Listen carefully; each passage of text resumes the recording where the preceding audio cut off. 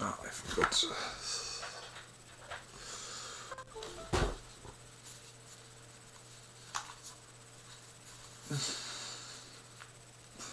So...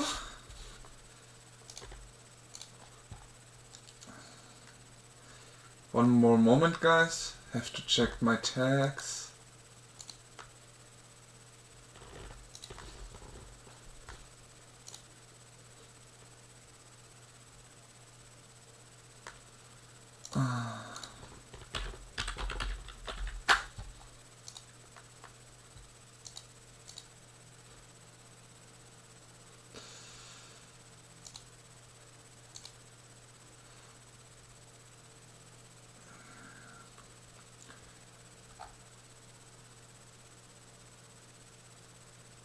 Yeah, I figured.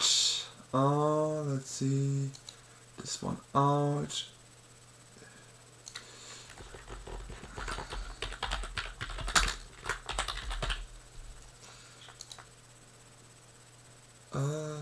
Oops, it didn't edit. Ah.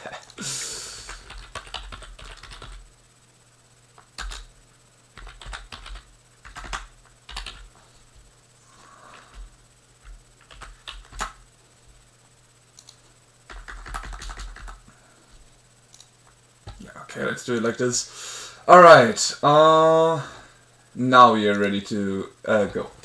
Hello everyone, Jack T. Striker tapping in. I always need some time to get the text and I can only do that when the stream is going, so sorry about that. Today we are going to play some... Now, first of all, I wanted to show you the deck that I have been playing. So, generally, I have tried this deck in an event where I actually lost against an aggressive deck. Let's go like this so you can see it better. So, some of you may already know it. It's the Airbender deck. And yeah, I've made some moderations. Like, generally, I would like to play Bramble Familiar, but sadly my rares are out. In my main deck that I have offline, I play the Bramble Familiar. And yeah, it is a great deck. I love it. The combo makes it nice and niche. Generally, some play it more aggressive so they can focus on getting their decks ready. I like to have already some interaction for the worst case, because like the strongest deck in my view currently is the Konna Omniscience deck. I think it's some Simic control deck being called. And I just want to make sure to have something to disturb that combo, because once Omniscience is out, the game is over. So yeah, that's also was a victory in the sideboard. I'm still like figuring out which is the best and which is the worst thing you can get. So I will probably make some adjustments around today and try and figure them out for the last one. But basically, next to the Get Lost, like I will now show you my version, since that's the version I can play here.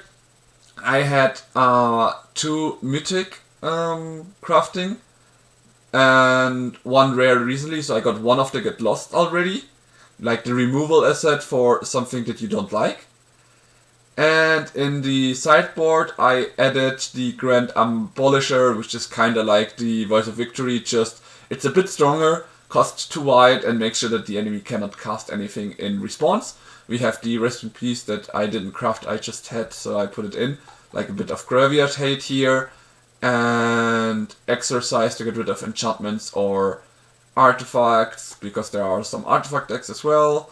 And for the last space, I didn't know what to add that wouldn't burn many of my crafting pieces here, so I just put Seismic Sense, another searching card, into this deck. And yeah, so with this deck, best of 3 and best of 1, I won a lot of games, and we managed to get to Mythic rank, which is very, very great. I can in a bit explain you what that rank signifies right now.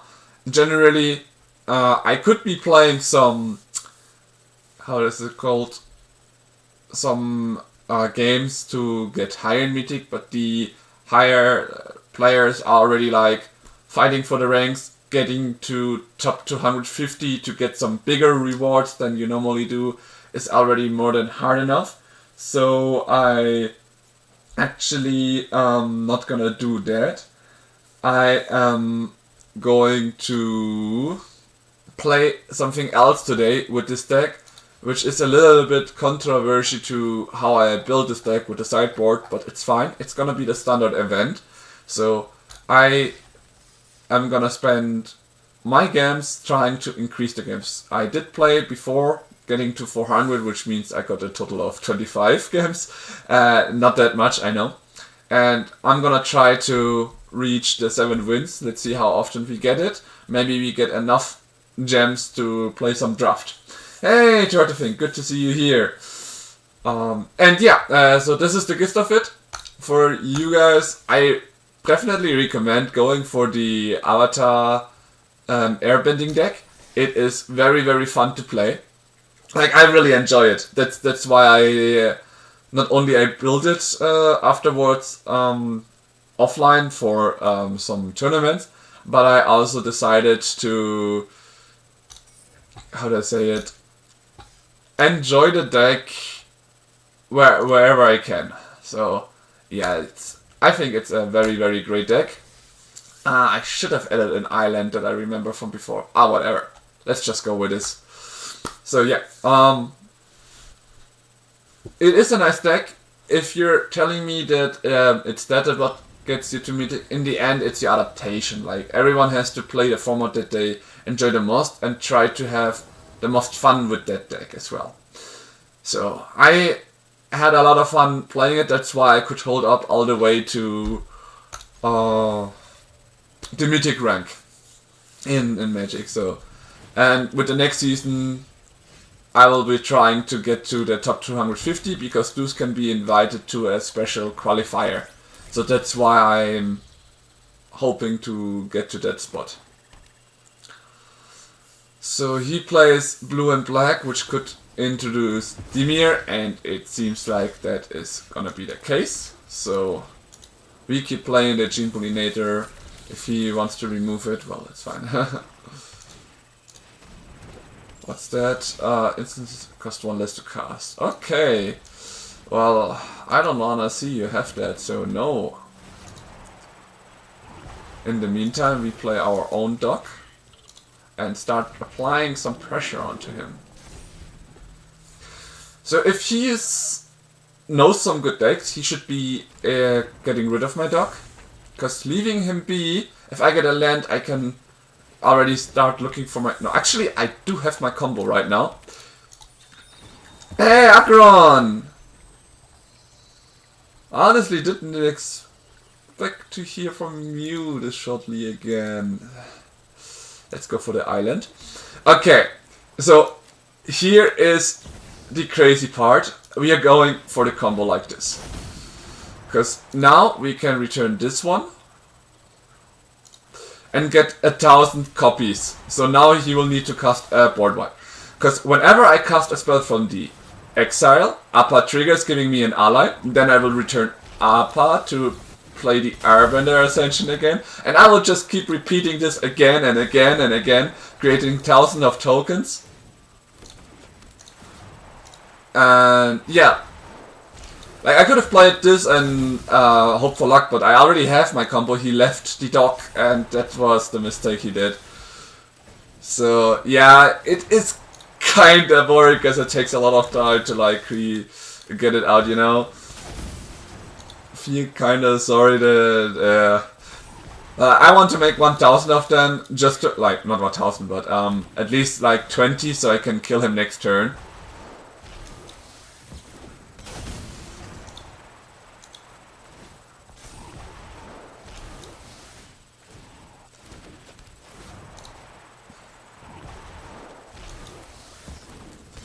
But this is like the gist of it. You need to make sure to get rid of Endok Orlok when you see it. Which is why in this version I kept some interaction myself for the worst case. Then again, this interaction is actually very bad against the Connor itself. Because airbend target creature you control or destroy attacking creature which cannot remove the Connor if she doesn't attack. So again, we are gonna make it 20 so we can like kill him in his turn. That's the gist and idea we have.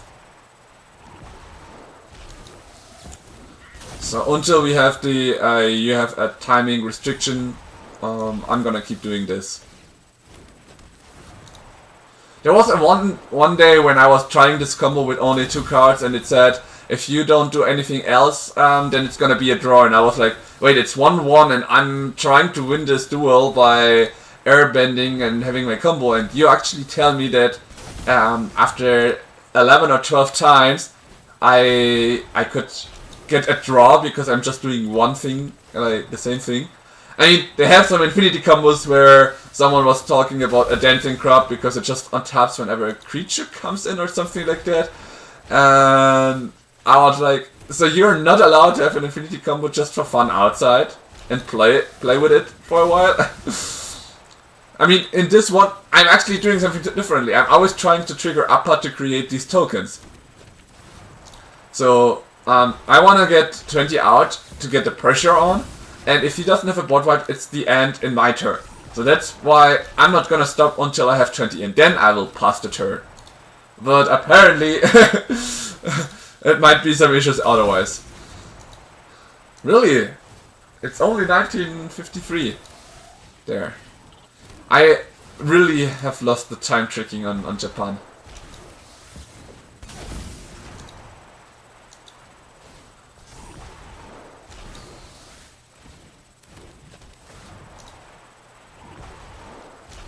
Okay, we are on 17 so far.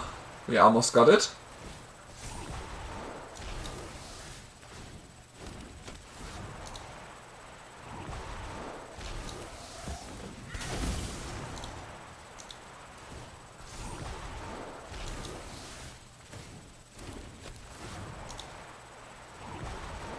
Let's make 3 more and then we finally pass the turn. And leave Appa in the exile zone so I can protect all my board if anything, like, not the allied tokens of course, but protect my other 2 creatures in the worst case. Yeah, okay, now let's leave it at 20. And we pass. So, he has on turn.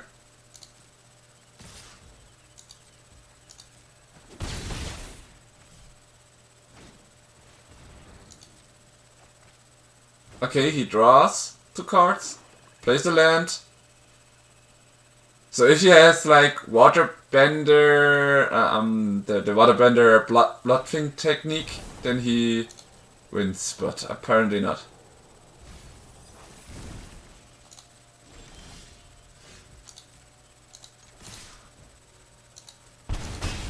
But that's why I wanted to make 20 now and not do that in his end phase, because I couldn't do it in his end phase.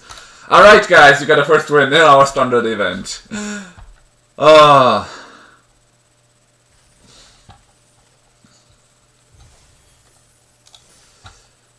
So we got already 50 as our reward, but that's way too low. Let's get some packs.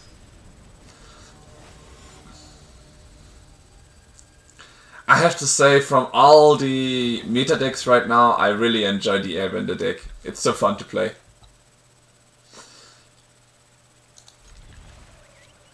This is a bit of a risky hand because I can only play green and blue right now. But we'll see how it goes. We've got our cup and now it looks very, very nice.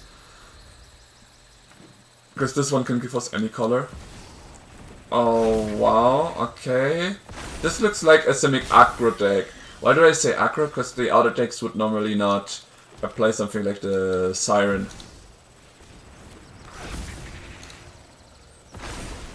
I haven't seen the Bechamel Cup in the Connor deck as well, so I'm like, Very, very curious. Oh wow, he's got now 3 mana lying around. Yeah, there comes the Pommelar.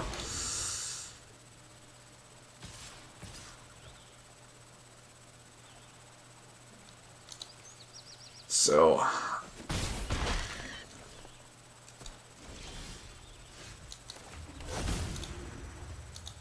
what was he?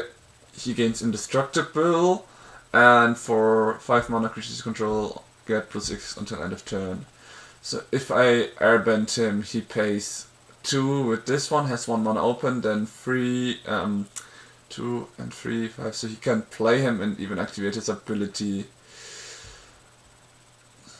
So the thing is, if I wait, just pass the turn, he's just gonna instantly do it. So I do not have that many options here for me.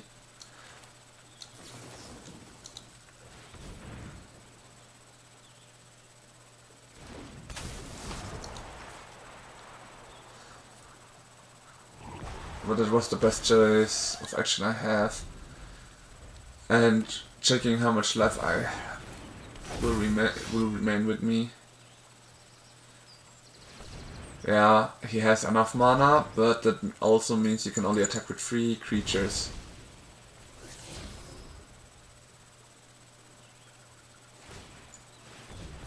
Yep, that's 10, 14 damage. I can survive that by not blocking. Why am I not blocking? I'm hoping to somehow hit with Aang at the crossroads my combo, just so I can turn this game around. So, and here I can tell you that we didn't hit it, so it's kinda unlucky. Yeah, he will have enough mana to swing with his combo again next turn. But we'll pass and see how he plays it now. Yeah, aggro deck with Taiva. Honestly, not so bad.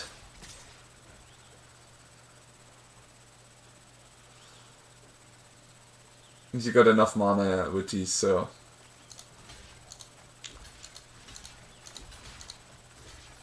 I would die even without this, just because I cannot block all of them. Ah! 2 Bechamel Cup was a bit too fast for me, I guess. Unlucky, unlucky.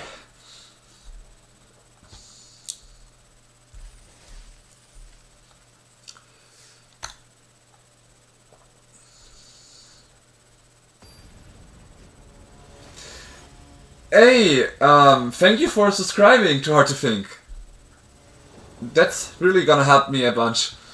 Thank you.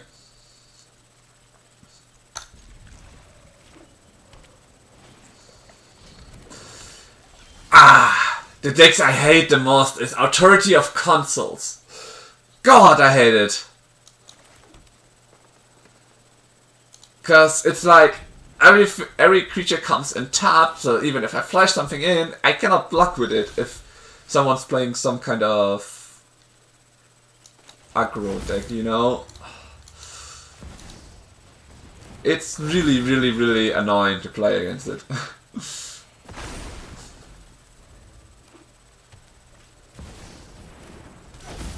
Oh, artifact guy.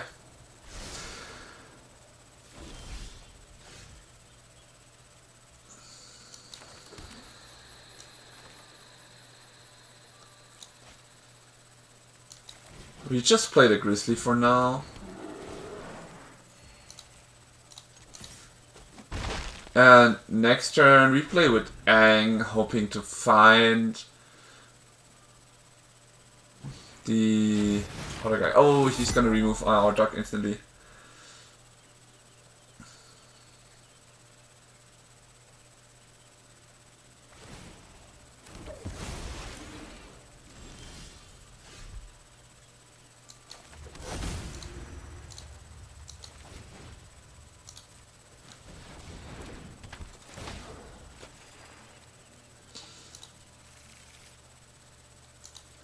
Here is the moment where I really wish to get my Get Lost soonish so I can remove that Authority of Consuls.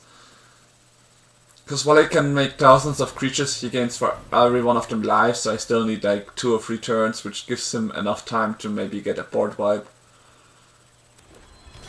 Yeah, there comes the Pinnacle Star Cage. Goodbye my Benjamin Cup.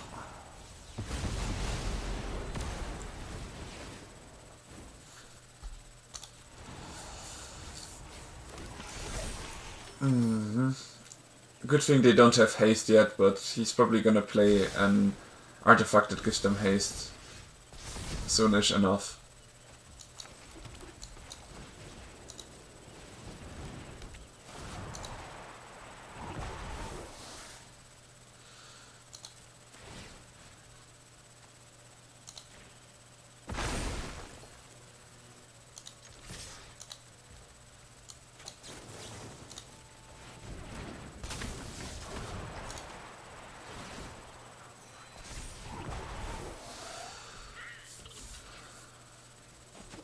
Yeah.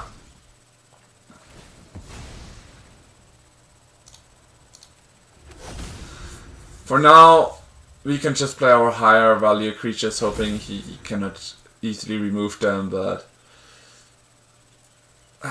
artifact decks are also super strong.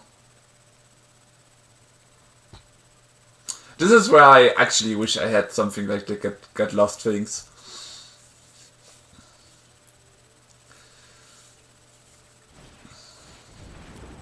Oh, now he can tutor his things that he needs.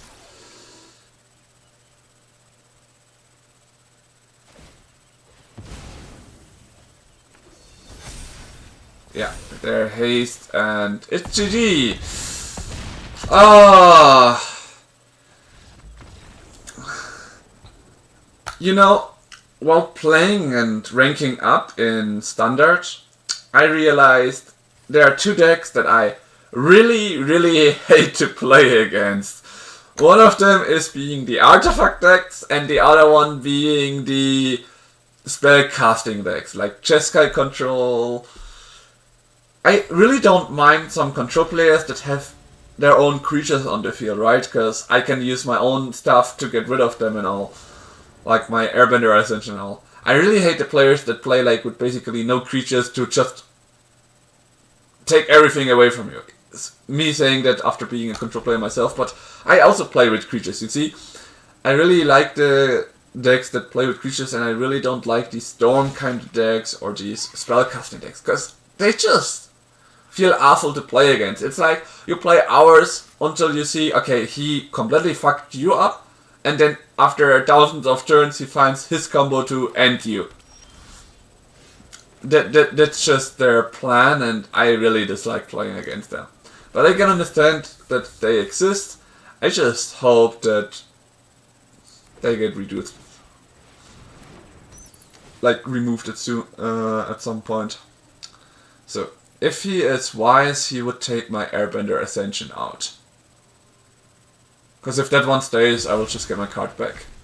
Alright, he wanted to delay it by 1 turn. Well, here it is. Not sure why he did that. Ah, because he's gonna play it now for 2 mana once again. Yeah, now he gets rid of it. Once again. Well, whatever. I already got my Airbender Ascension out, which is quite nice.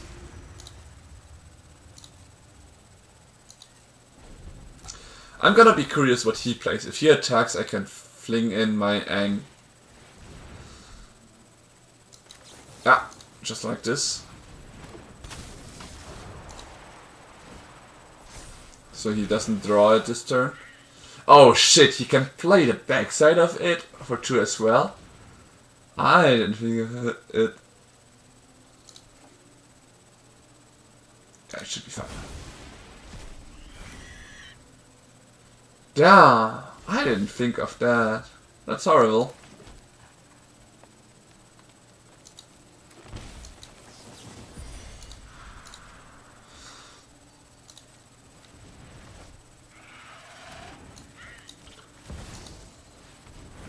So, we got rid of that bat. Now our Virtual Cup finally touched the ground.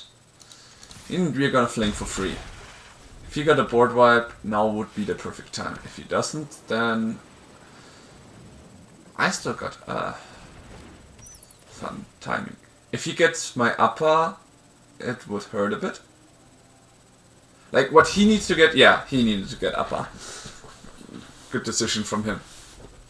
Because if he didn't get my upper, I would play upper to exile my Aang, and in some other turn play Aang, and then I can every turn like airbend something from him. And that's something he should not wanna have. Okay. Since the demon is in the way anyways, might as well just play my Aang now.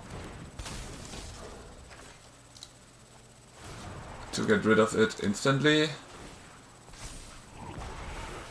And now by playing the Gene Pollinator, I have my fort here and I can airbend the Deep Cavern, which will allow me to play my upper next turn if I want to. Like whenever he plays the bat just to remove my upper, I will in the end phase airbend his Deep Cavern, so he will always have to pay 2 mana just to get that back. Which means he will have less mana for his turn. And I'm totally fine with that, because even if I have upper right now, I cannot achieve much with it. I can recast Bechamal Cup and get more and more of my lands earthbended, but that's about it. I do not have my combo up yet, right? And well, I could create some Ali tokens. Oh, okay, that was a good play. He removed my Aang and one of my manas. Because now I cannot play the combo anymore. Oh, I do like this. Because I have my Airbend Ascension already full, so I can flicker him in the end phase and draw 2 cards. Very nice. This is great. Gonna hit with it. So this Quantum Riddler was really great. I'm going to the end step where I flicker him, which means I now have a permanently 4/6 on the field. And even if he does a board wipe, I got some good cards back to draw. Like the split up is, in this aspect, hard to play board wipe, because I always have some tapped and untapped creatures, so he cannot remove everything. Ah, he got rid of my dog, that's mean. But this one looks very good for me. Just...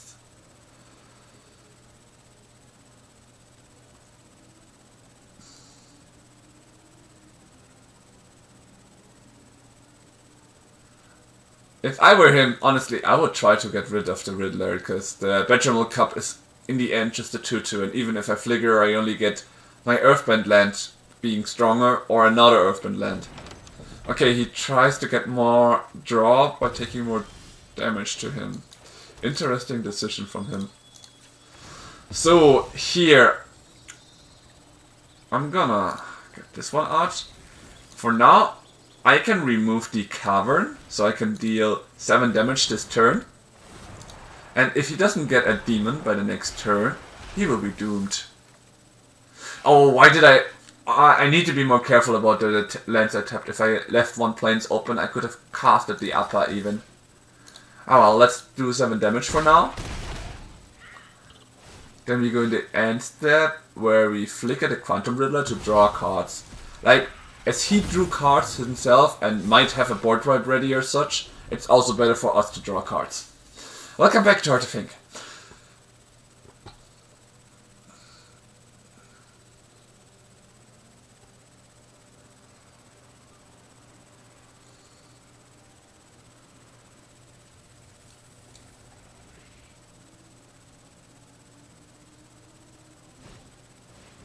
Okay, now he will see into my hand. Will he take my upper or will he take my Aang?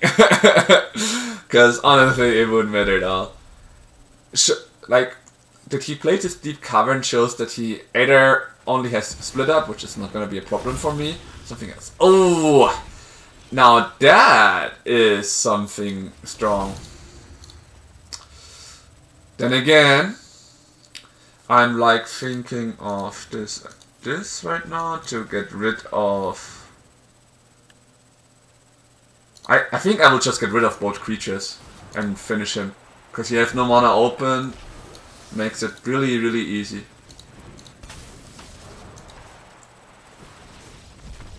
So these are the kind of control decks I like.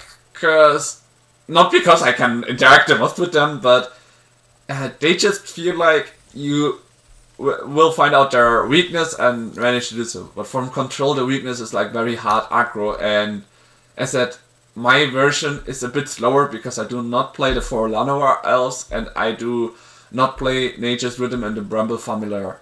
I would need more rare stuff to get them, to try it out online as well. The other question is just, once you get your combo out, will you be fine? Because board wipes in the end still fuck you up.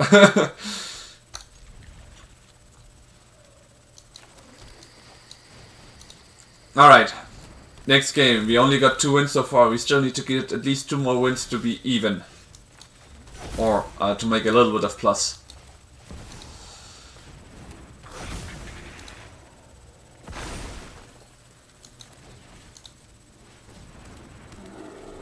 So here I decided to play my dog Arlog already. Thanks to him I get 1 mana of any color. And here I have another white, so I can play Appa. Let me see, I can play Appa.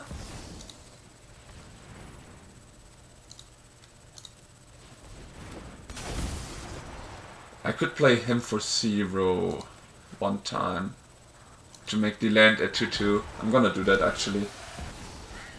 And get more ally tokens. What I can always recommend is, when you play, sometimes playing to be more stronger and aggressive next turn is better than taking, like going for a bigger swing now. Like for example, I could have played it slower, but there was no reason so. This turn now I have so many creatures to attack with. I'm just thinking, I have 2 mana here, I do want to leave 2 mana open for the worst case. So now I have enough mana open for my Appa, which can protect my board if he comes with a board wipe right now. I would only lose Appa and everything else from my board, like these 3, and get into my exile, which is why I like this deck so much, because you have, like, you put your stuff into exile, which means they are always being able to be played, and the enemy can like not interact with it at all. Because a flicker doesn't help against board wipes. Which is why I like this version so much.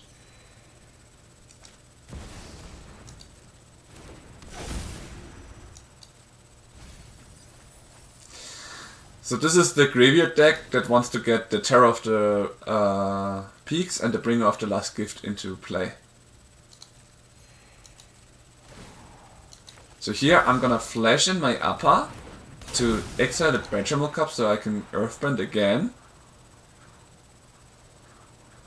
Yeah, let's just do this. And now we even got the combo ready. So I'm gonna show you now how we finish the game with this. Hopefully the right ones, nice, the right ones were chosen. So I'm gonna return Appa. I can now cast Appa for free. And I'm gonna make 1 land 16/16. So here I play the Benjamin Cup. Let's choose the Verge. So here we have 4 damage. We just count up to 16 and we win.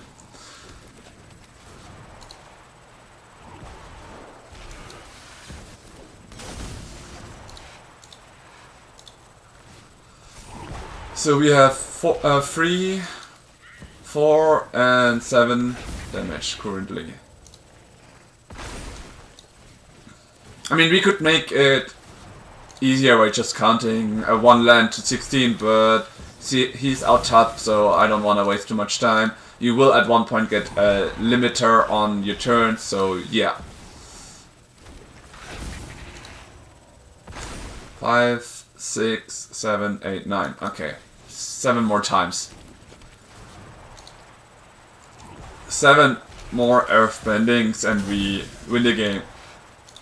In comparison to some other combos, it takes a bit longer and it has the issue of creatures have to touch the field.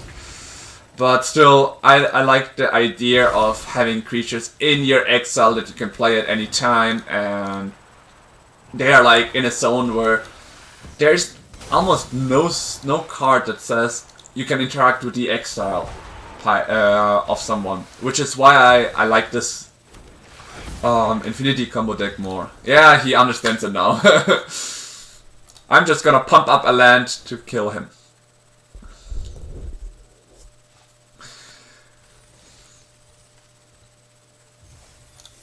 So, damn, we still need 2 more to actually be in the plus.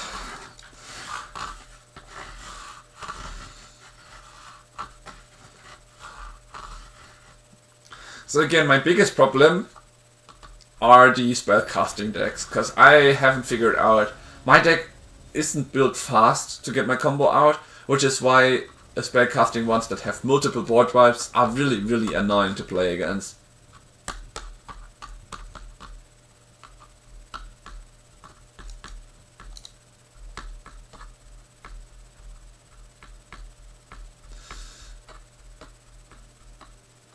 Sure! We'll see you when you're back. Too hard to think. We can keep this. We've got a Betterment Cup, Fable Passage, and a Cavern of Souls. This is a great hand.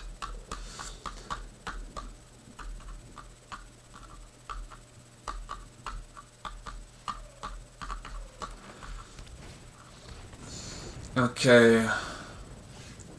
So here I'm actually gonna look for an island so I can have my Into the Flood more available if I need to.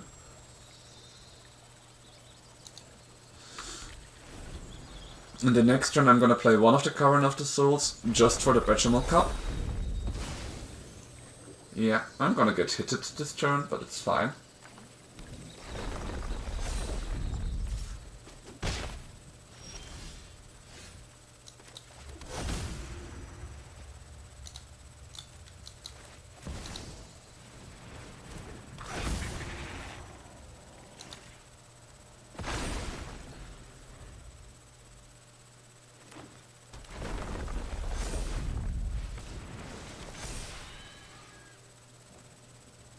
The Mossborn Hydra. The good thing about mono green, that's why I don't play Tifa myself, it's a bit slower than the Gruul version that I've been playing, because you can interact with it.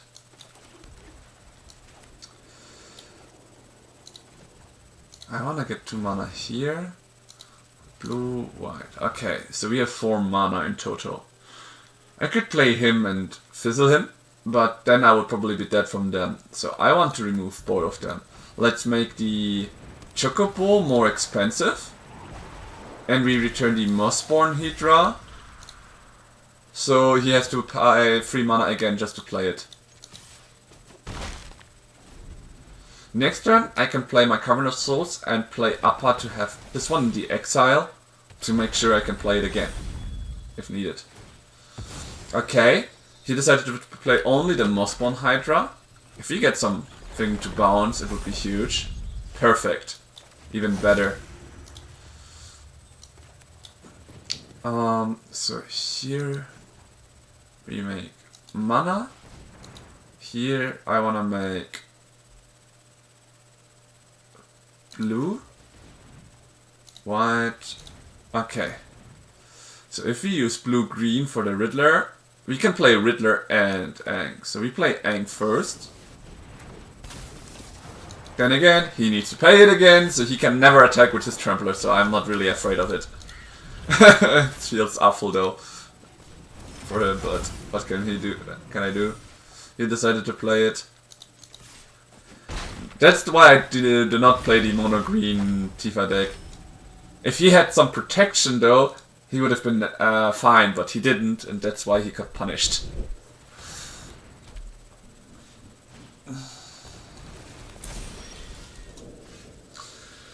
Okay.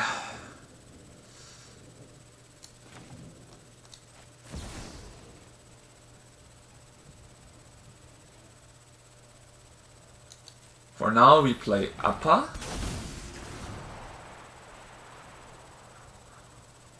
Maybe I should have attacked with Aang first and then played Appa. Now I wasted an opportunity to fizzle him, but it's fine. I will just throw my Appa in front of one of the chocobos. I think he cannot kill me next turn. I hope. But we'll see.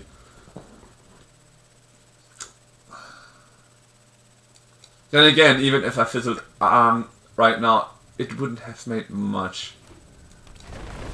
The cool thing comes next turn. Maybe I shouldn't have played Upper, but these two instead. Could have played the Bechamel and then this one.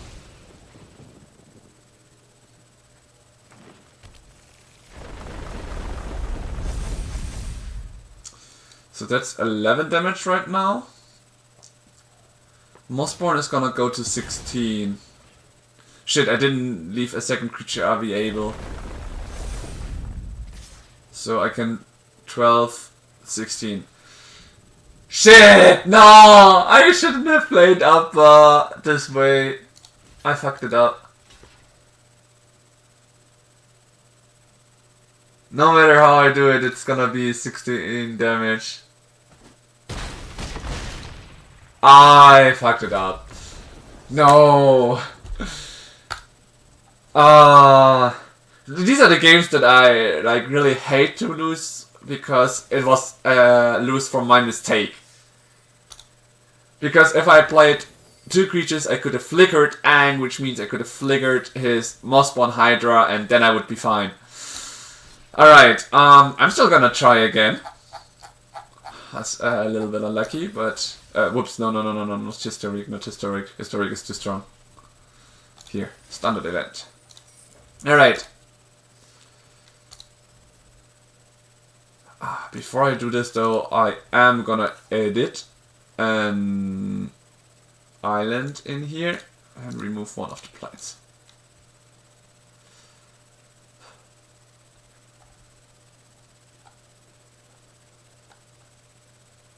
Yeah, I think this should be fine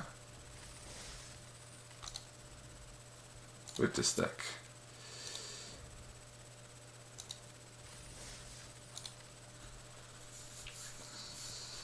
Good. Alright, first try didn't go so well. Let's try again. I really want to get to the 7 wins where we can get some playing points.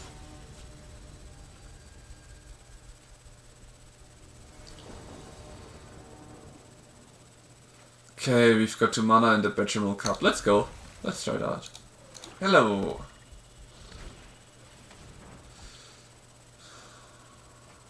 One of my Spirit Revivals are gone.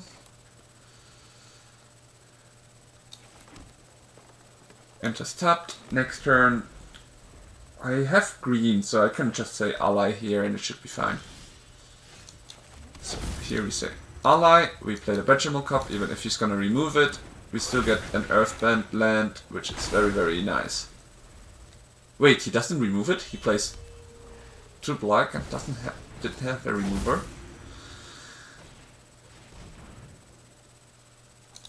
Okay,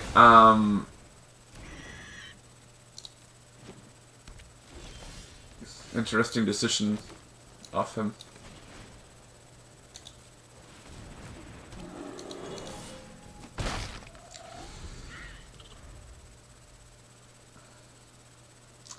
I'm not sure if that was the right play, but since I have a second one, yeah, it's gonna bait out some removal spells, so that's what I was kind of hoping for. Okay, getting rid of both of them does hurt though. I think we just pass here. I know he knows that I have my Aang, but that's, I can use it to fizzle his spell, which he probably didn't really account for. Very nice. I do not have my second blue one to cast this, which is a bit sad. But we are now just gonna play the Airbender Ascension to fizzle Mao or Aang. Now it's in exile, so he cannot remove it with any sorcery things. And whenever he plays something, I can just flash in Aang and flicker it. Oh, that's a very nice unstoppable flasher you have there. He's gonna play that one.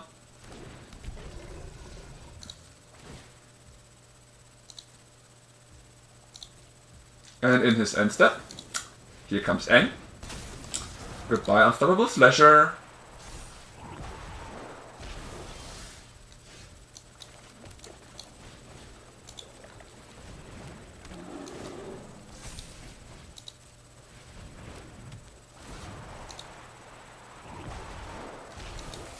I cannot attack him this turn, but he will have to cast them all again, so that's gonna be annoying for him. So now I have my third blue mana, so 3, 1, 2, 3, 4. I'm always oh, good thing he didn't have the collect thing, but it still hurt. Okay, let's see what we get from drawing 2 cards. That's not bad. We get a permanent Quantum Riddler on the field, right? Ah, no, we do not this turn. Unlucky. With the lands, we need the 2 blue lands for our Spirit Water Revival. I'm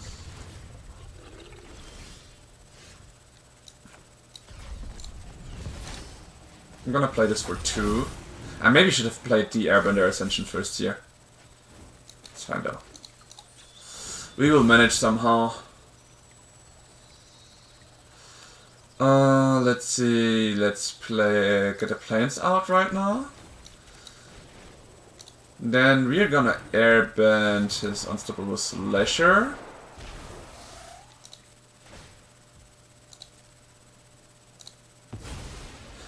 Shit! I understood it wrong. I hit a sacrifice. Shit. I thought it was tapping. Oh, now I missed the chance to draw a lot of cards. Now I misplayed this.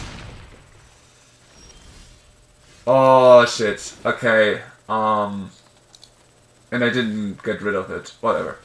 I'm gonna get rid of it this time. Okay, I really need to be... Oh wow, he got the Virtue of Persistence? Damn, I'm fucked. Oh, my own mistake made him get a...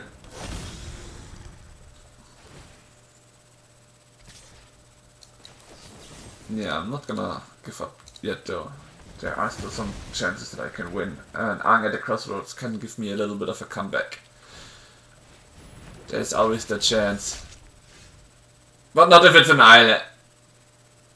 Did I just leave an island on the top? I always hate when I lose because of my own mistakes.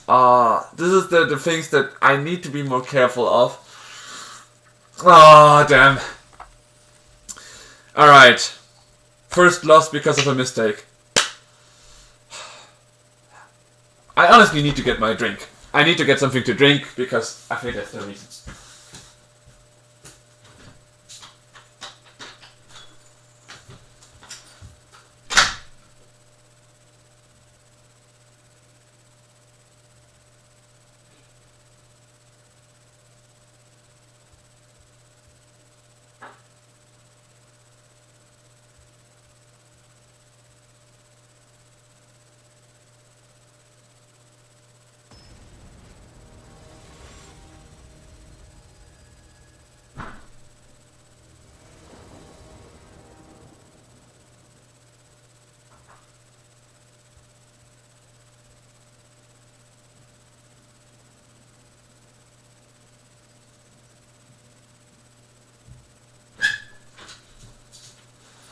So I'm back and I see we found an enemy.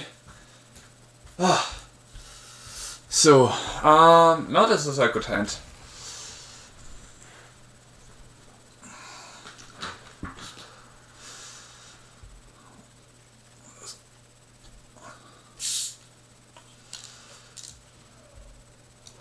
This is also one of the trickier hands, because depending on what I draw... But this is nice, okay. We're just gonna play the dog here and see what he does. So, always stay hydrated, guys.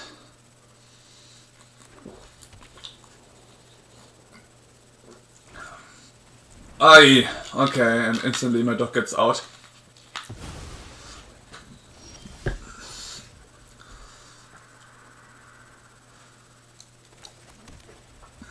So he plays an enchantment deck.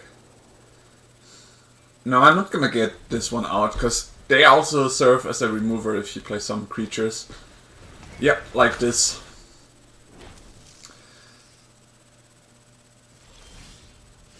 So here we say ally. We play this to get rid of the creature.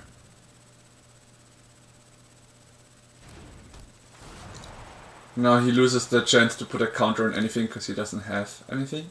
Unless he has a protection spell ready. Oh, nice. He did.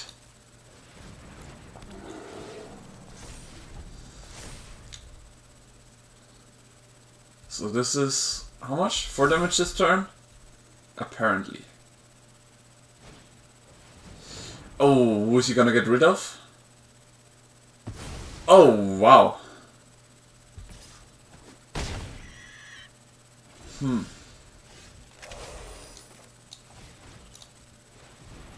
Does he have it again, though? That's the question. If he has it again... Ah, nice, he doesn't. That way I get rid of it. He cannot get double strike on a creature. And I have my dog back.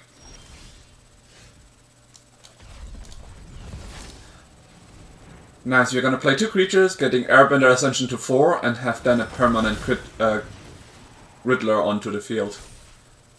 It's gonna be great. Very nice. The question is, what does he still have that he didn't play anything with his 3 mana open?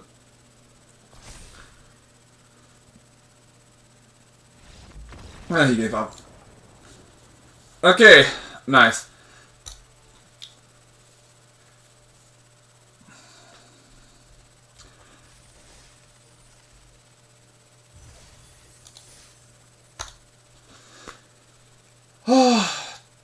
I still feel bad about my mistakes. I was also thinking about giving some advices out. So generally, I would recommend you guys, if you wanna play Standard in MTG Arena, or like if you wanna climb here, you need to get lands. Like the double colors land that don't enter tapped are important, because you're gonna lose tempo if you don't get them.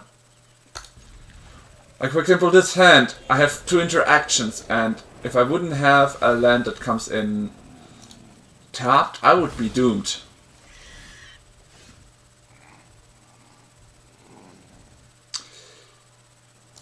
So here I can even decide, but I decided it enters tapped because I do not want to make him replay it that early. I would rather remove it. Maybe now I paid the price for that. Okay. Let's see. Playing this will give me this one cheaper, but the thing is, I think he will have some removals ready. So I will wait 1 turn. Question is, what can I make him recast it actually? Like, if I make this one for 2, it's not gonna help a lot, is it? Destroying it is also just... It's my only get lost, and I'm still not sure what he plays. You know what? I'm gonna play the dog and see what he does. Next turn I can remove 2 stuff. 2 things from him, so that's why. Now the Airbender Ascension makes it way more worth. And holy shit, is he lucky to get a land exiled with the Amber Heart Challenger. Boy. Okay, it's costing us 2 life, which is awful.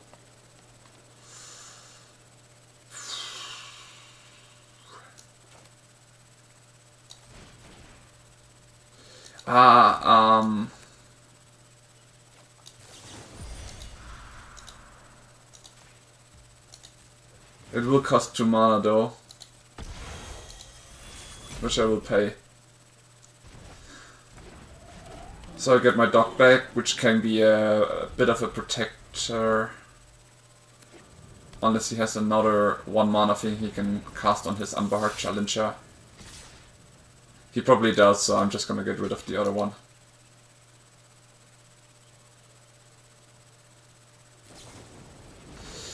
I figured. Ah, damn it.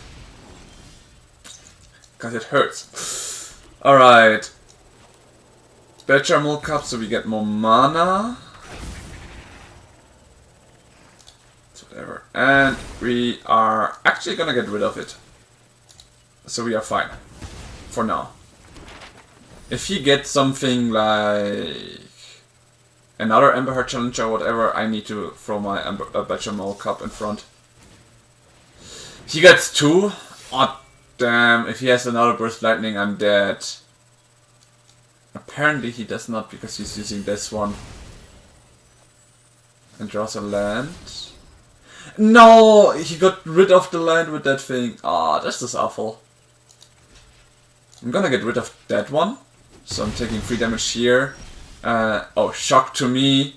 Pretty much dead next turn. I'm pretty much dead next turn. So the reddish players are always an issue.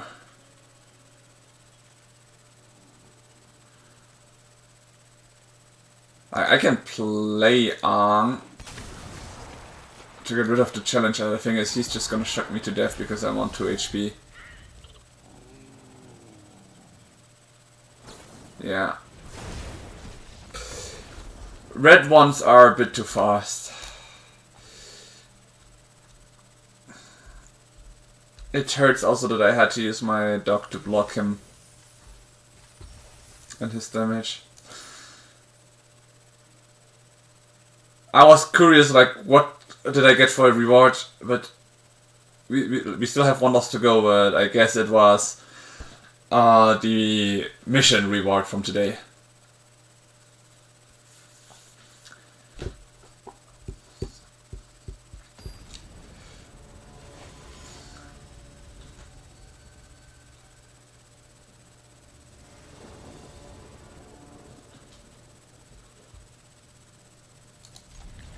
This looks nice. A very good hand. We are already gonna start with this one. Next turn, if you play something, I can airbend it and have another mana available for the turn to come. Oh, perfect. So, let's airbend the target right away. Smack him for 1. And next turn I'm gonna play Aang Swift Seaview, or like I could either save my mana for this. I mean, it also depends. If I get a Bechamel Cup, I might be able to do more. Because for 2 mana, a Bechamel Cup would give me 2 mana here and 2 mana here. Now it would still be the same. I could only play 2 spells here. Okay. This one has Ward 2, so even if I play my Aang now or later, I cannot airbend it. Because I would need 4 mana for that. Which means we're just gonna give up and airbend the spell that he casts next. With some luck he attacks first and then we can airbend something. Then again, as he plays enchantments, he probably has a 1 mana enchantment available.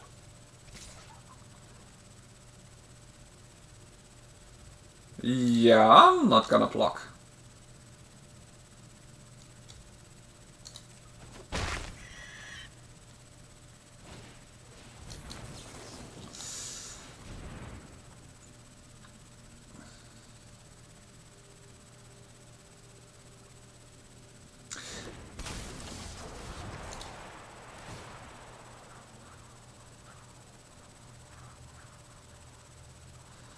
Here he would get another creature. I'm not gonna allow him to get that one truth.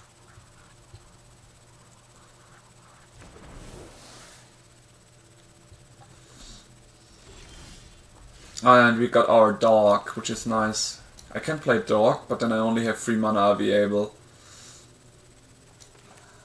So I think it's better if I just play Aang at the crossroads. And see what I get. He still keeps 1 mana available, probably the protection spell for his creature.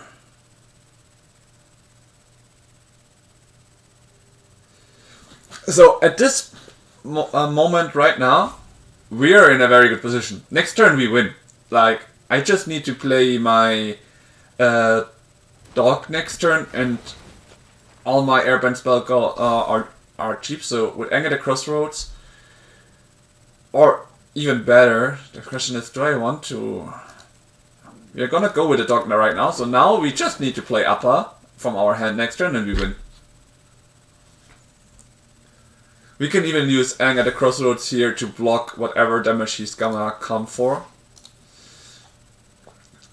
The Ward 2 is really gonna really annoying for us, but it's doable.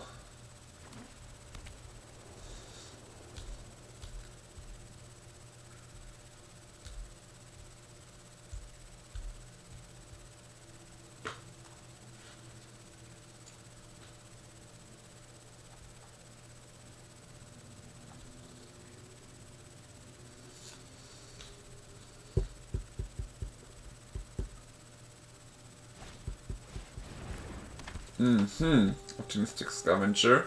That one is to enhance. So is he gonna get rid of our Aang? It's still fine, we got our Appa, so we would still be very strong.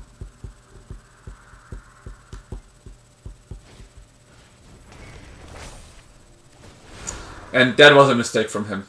He should have left Protection Mana open. Because now it's only a 3-3 in the worst case, which is not gonna bother me at all right now. Because now I can play my Appa. Get rid of these two. Ah, might as well. Aang at the Crossroads. Nah, we don't need that. We're losing 2 damage this turn, we're gonna make a bunch of tokens, and we're gonna get rid of everything he has. Except for this one, because I do not have 2 mana lying around. Maybe I should flicker Aang at the Crossroads to find something. But for now, we just keep doing this over and over. We get rid of the scavengers.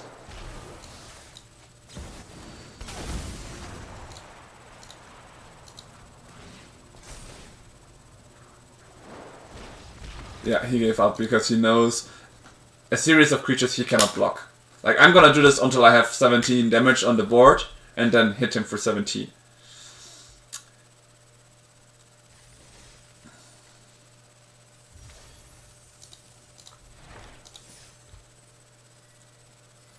Alright, let's at least get 200 back, even though I lost one of my first game because of a mistake.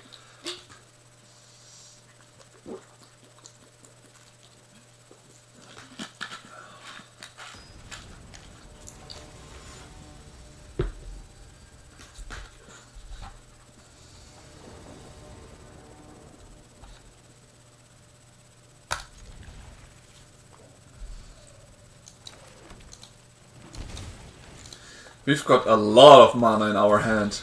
From Rugin to Bechemal Cup.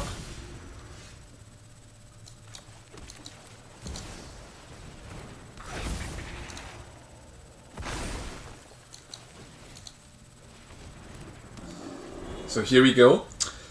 And as I can see, this is definitely a Connor deck, so it's gonna be awful. It's gonna be a race against time in a way.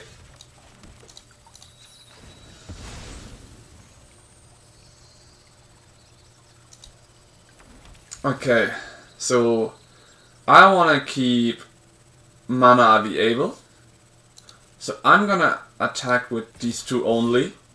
So I will always have mana able to counter his spells.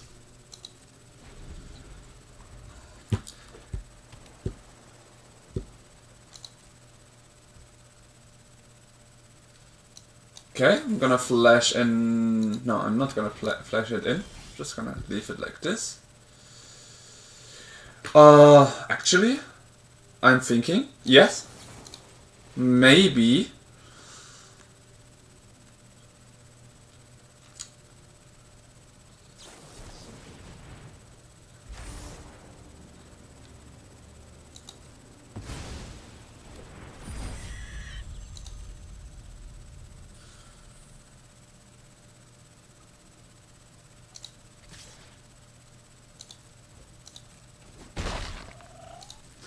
Okay, he stopped my Aang flash.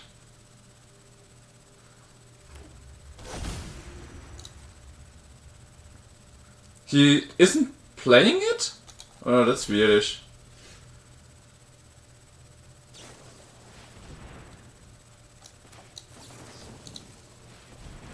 Ah, the thing I have to use my Aang Swift Savior like this.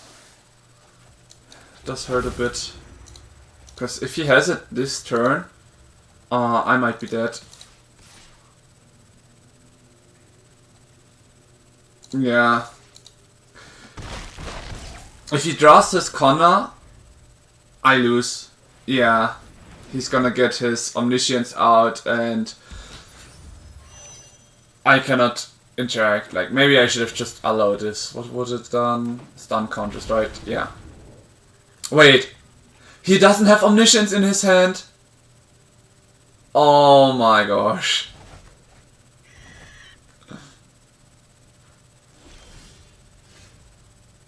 Yeah, he's still one of the strongest decks there is.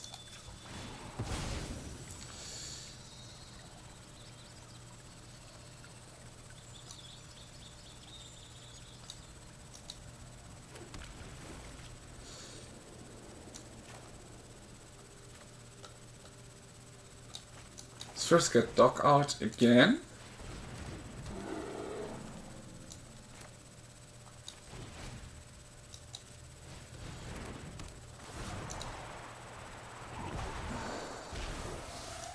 Yeah, but I could have done more damage if I removed the Marang River Regent, because he can now just play Connor again. Wouldn't matter much for him.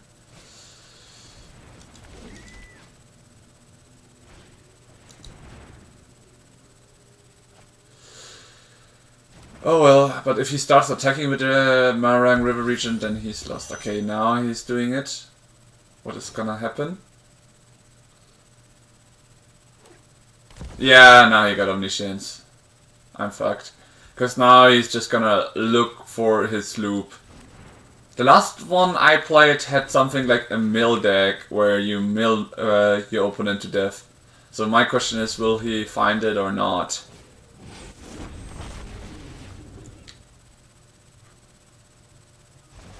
Mm-hmm.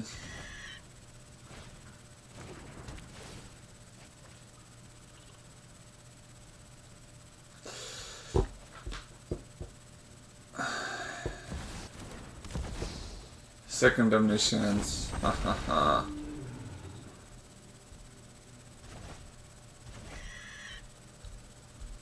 Yeah, here he has his Rolling Dragonstorm where he plays and draws cards.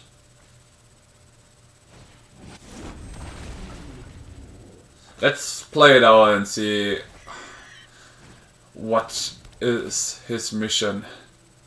Because from the mana value he doesn't have enough to cast a Lost in the Maze right now. He can return everything I have though, which means I cannot damage him, but if he draws this entire library, I might have a chance to win. Like, I'm not sure how he wins it. I did see someone with a mill deck, which is where I gave up, because he's just gonna mill me to death.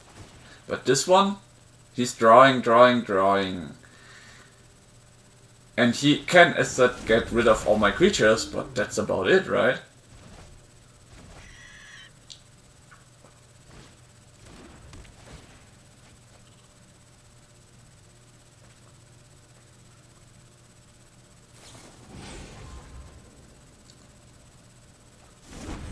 Okay, he's at 25 cards remaining, and he still didn't find the thing he's been looking for. Like, I'm really curious, what is he looking for to win the game?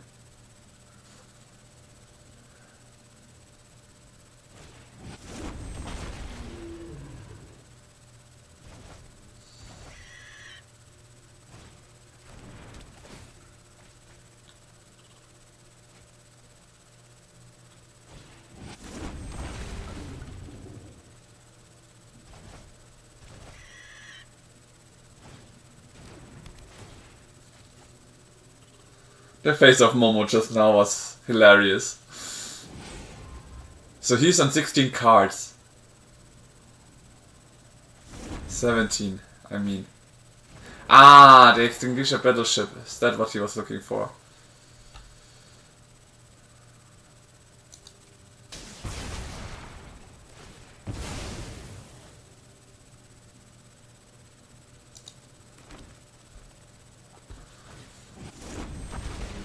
Well, that's the one thing he was looking for. The Extinguisher Battleship.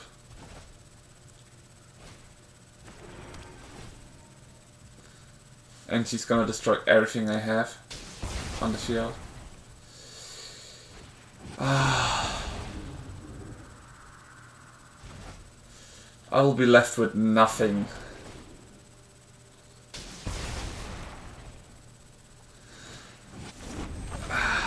Full deck. Get Omniscience out, please! Like, Connor and Omniscience are very annoying. Either Omniscience or Connor needs to go. Like, Connor is also so strong in the enchantment deck. It's also strong, like, it's so good in so many decks.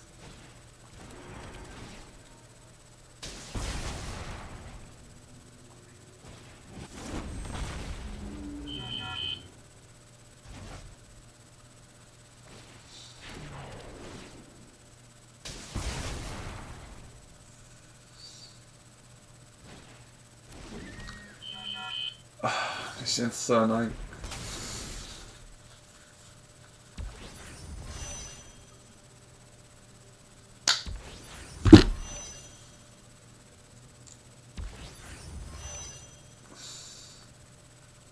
What was it? It gives mana equal to your artifacts, okay.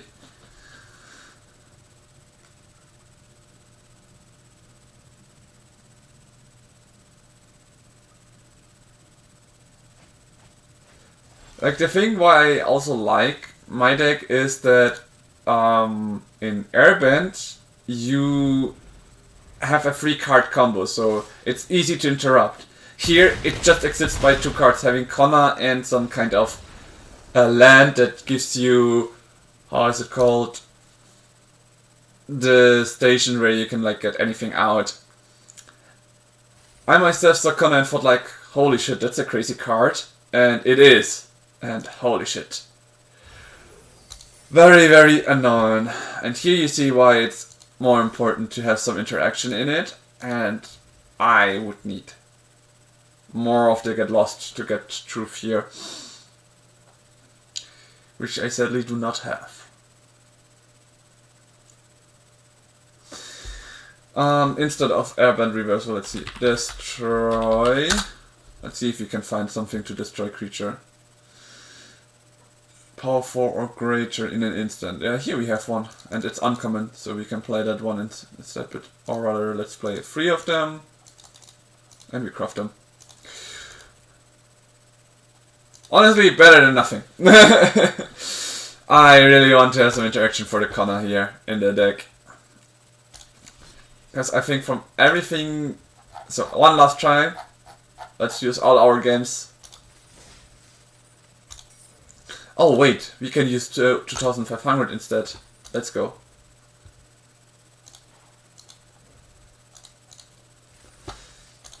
Alright. Full focus. Let's do this. Sorry, try to think I should have checked your messages before. The games didn't go as well. We did lose a lot. Like the first run was the best run we had so far. So, yeah. But it's fine, I think we did learn a lot. Okay, this guy already had 2 mulligans. That sounds awful.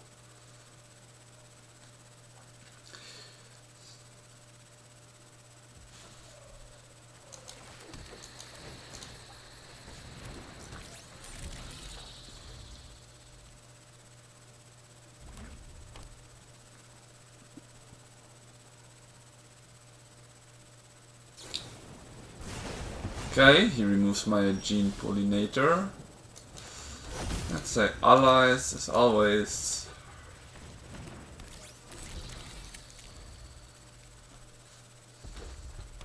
Does he have another shack to get rid of it?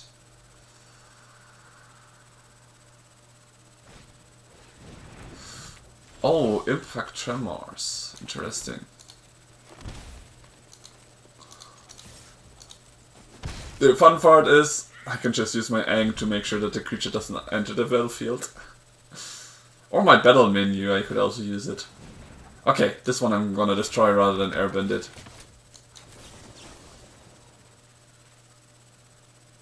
Oh, I cannot! Damn, now I took 1 damage for nothing. Now I flash in the Aang to get rid of the shocking sharpshooter. So he has to play it again. And, no land. Land would have been awful, because then I could have played the Aang at the crossroads.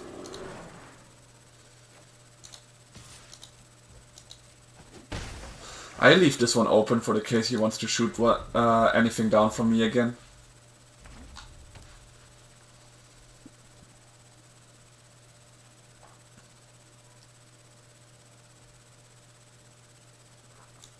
Battle menu is actually not so bad. It destroys creature with power 4 greater, so it can destroy a Connor.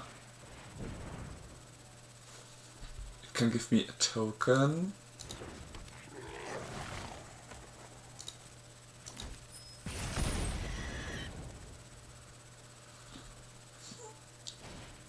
Okay, Fanatical Firebrand.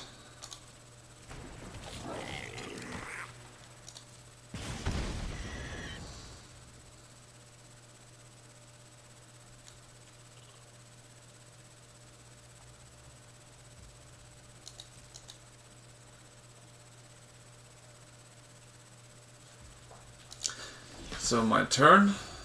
Nice, we got a land. And we play this. And if you get an upper, game is over.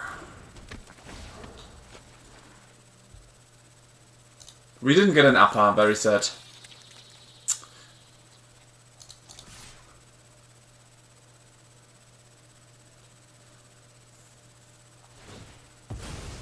Okay, he deals 1 damage to my face. Interesting decision. He still only has 3 mana, so I'm like, what is he gonna do? He plays this one. He doesn't have any of his mobilize things out. Okay.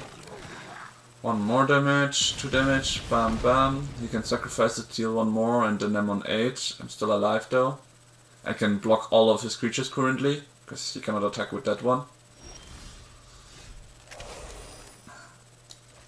So yeah, I was pretty confused about his play there.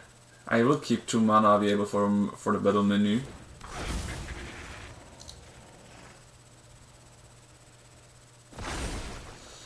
So, and we go into combat.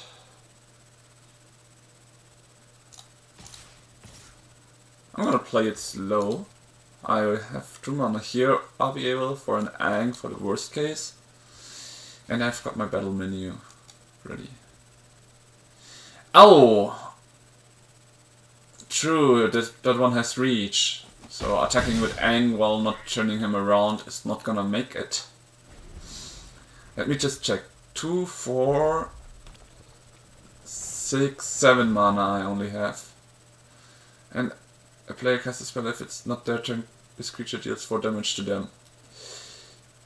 Okay, when he gets this one he shoots 2 damage at me, which is not bad. If I play this one now to gain for life, I would be fine. If I play it onto him though, I lose 4, 5, 6 damage. I will say it's fine. I'm gonna do it in his end phase, I guess, to get rid of that creature. Because if I do it now, he would go for an all-out attack, but right now he knows that he would just lose creatures by doing so.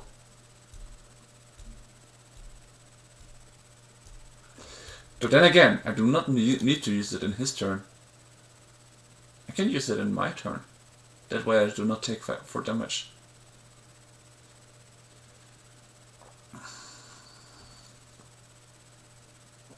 I think that's the play.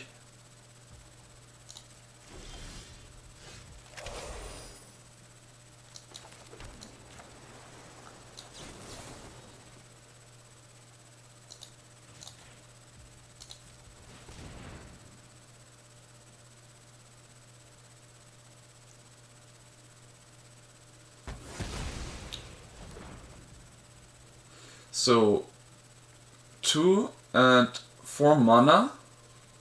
6, 8. By using all my mana I could turn around Aang for a 5/5, but I couldn't end the game with that, sadly. So instead I will just be attacking with Aang at the crossroads. And if anything, I will need to have to sacrifice this Aang for playing this one. Actually, I could just play my Aang to flicker Aang at the crossroads here and hope to get my stuff then.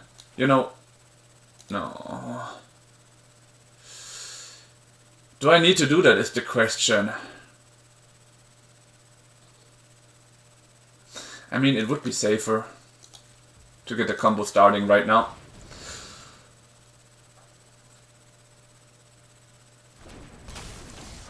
I at least did 3 damage on him already, so let's see what we get.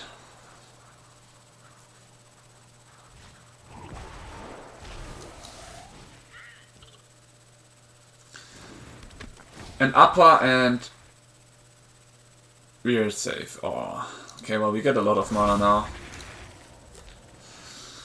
So now we have the mana to turn Aang around, but if you get some big burning spell right now, it might be tough.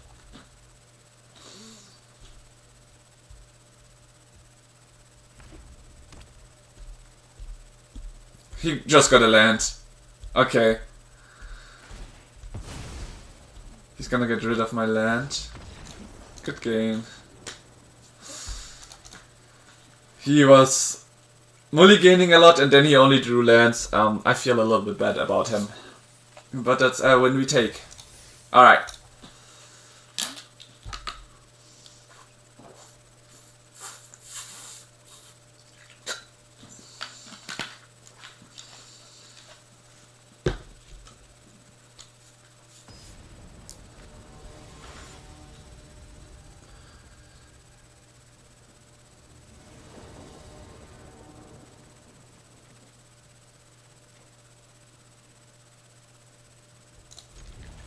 We keep this because we can play Gene Pollinator turn 1 and have mana of any color for whatever comes next. Unless... What for weird artwork and... Crazy the artworks he has. Very cool artworks he has from the spells. Ah! Go back onto your hand. I do not want to take damage right now. Yikes. Razorkin Needlehead. Awful card. And he plays it again.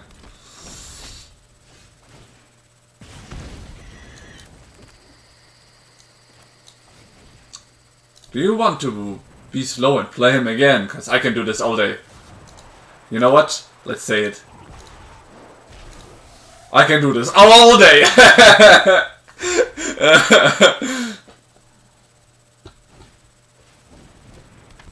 Okay, in my untapped step I'm gonna cast a Get Lost on this Razorkin Needlehead. Ooh. Or maybe not, because I want to get rid of the Slick Show. I can do this all. That's what I get, I guess.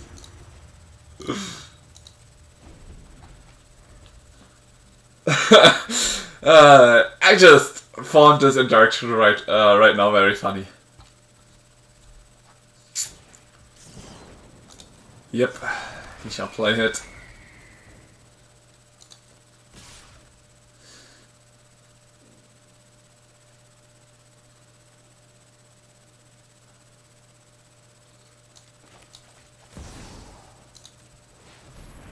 I'm gonna flash an upper, get my Airbender Ascension onto for my next turn kinda away, and I'm gonna get the Slick Show off that here, unless he has a first strike buffing spell.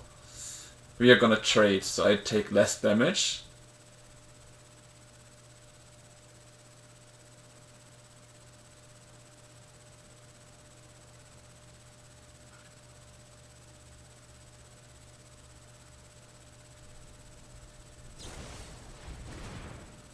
Okay, it's indestructible until end of turn. Not bad. And now he just cast a second spell just to make sure that my upper dies. Now he lost a lot of cards. I hope I get a second white. I don't need a second white. Yeah, I know. Ouch.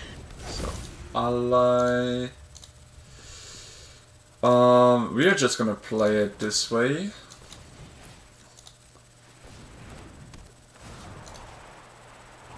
And we are gonna get rid of you. So now we are back on 2-2, but I can play next turn this one to get another creature onto the field. And if I get my dog, then one more turn and the game is over. Oh, and he got his thing ready as well. Okay. Ouch. Now we just play Aang at the crossroads. We can use him to block if anything, but right now I really wish to get... Oh! That's not so bad. Slowing him down once again. If he plays this Schlickshow, I don't mind losing my Aang at the crossroads, because it would cost him a lot of cards again. Unless he can burn one of them down with a lightning strike or something like that. Instead he's using the maps. Okay, he has a shock next turn.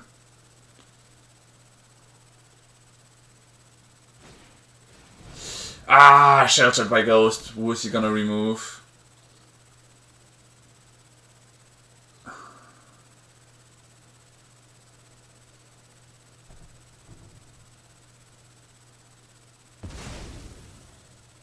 That's 5 damage. If he plays a shock now, it would be 7-9 damage. So now I'm on a spot. Do I block it or not? I will not block it and risk it. Good. If I get a land now, I can... Or... I really wanted to flicker him without using much mana. I guess I need to do that. Need to play it this way. Because that's the best way I can do it. Maybe I should have attacked first, but it's fine. So the ward cost is so annoying. But now that we flicker him this way, I can now every turn kind of flicker stuff.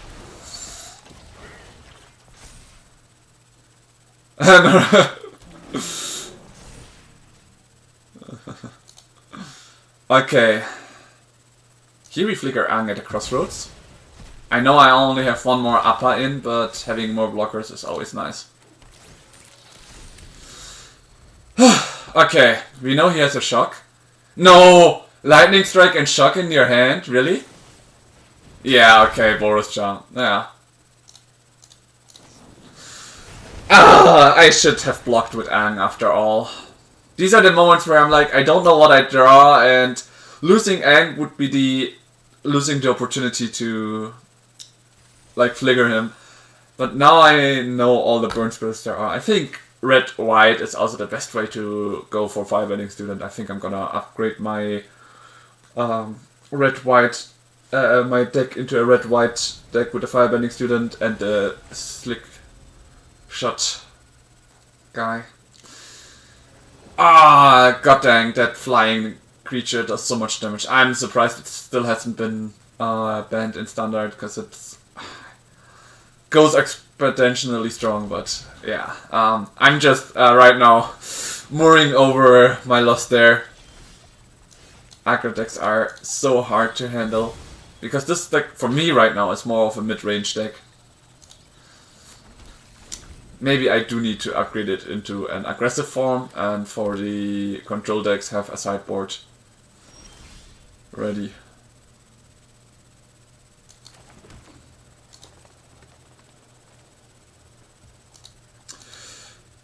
Maybe I should also think of an Authority of Consuls, just to slow down any aggro players. This might be a solution. Since I hate them so much, why not just play it myself? It's just so useless against control players.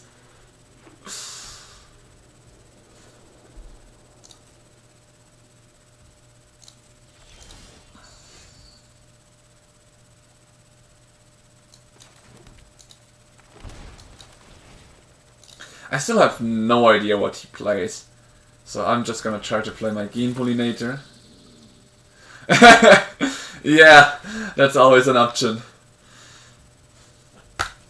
I just don't know what he plays right now. Okay, I see the alternative console, so either Azorius control or something else. So I'm a bit curious.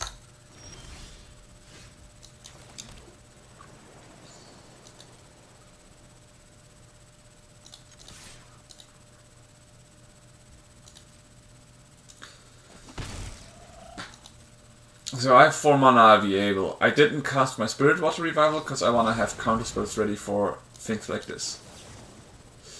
This way he would be able to cast it for 2 mana though. Yeah, it shall resolve. Draw your cards.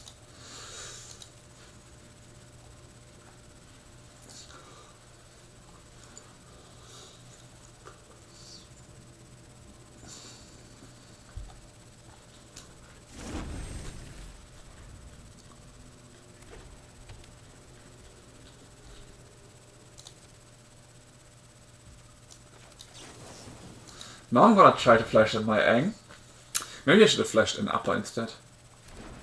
Meh, whatever. He lets it through. 5 mana available and he lets it through. I'm very, very surprised by him. By how he plays right now.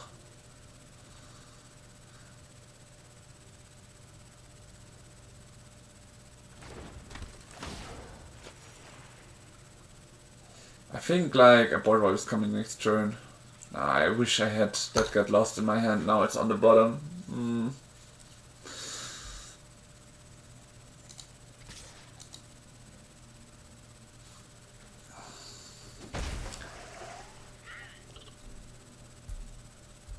I really feel like a board wipe is coming next turn because this seems like the usual control player where he's just casting spells. He even discarded a bit boomerang basics.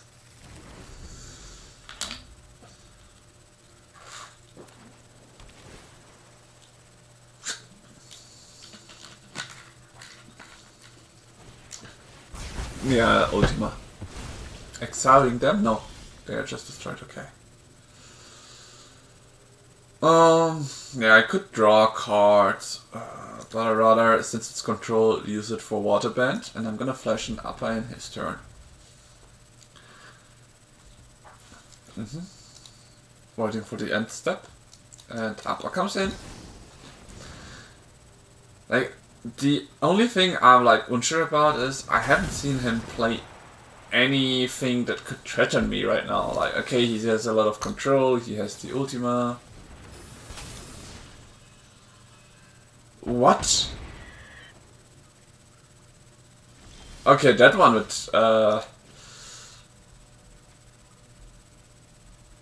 that is strong. So now we could get rid of the authority of consuls, but that's not gonna help us. So in his turn, we're gonna leave 1 blue available for the Into the Flood Maw. We are gonna return the authority of consuls, and then we flash in the upper. Is it his own upper? It's his own upper!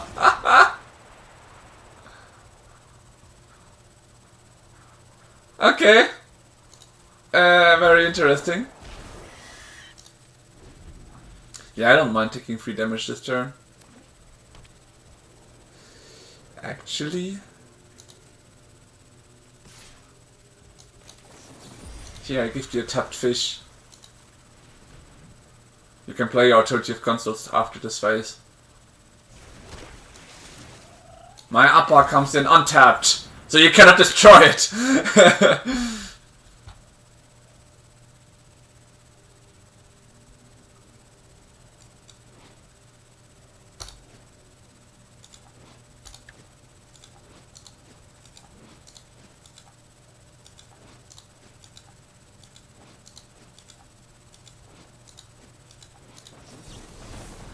Yeah, of course, counter spell ready. Well, it was a nice try.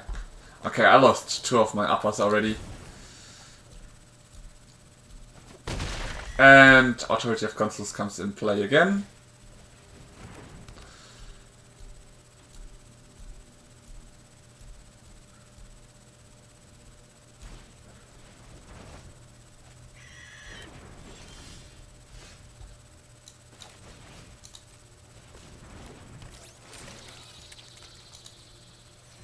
Honestly, I would have liked to wait, but right now he has no mana to counterspell my draw spell.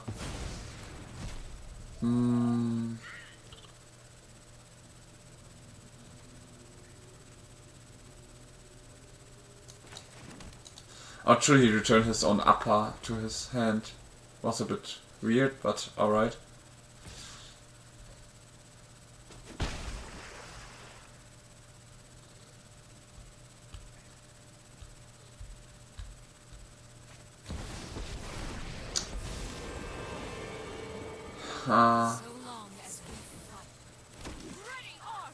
Never gonna get truth to that.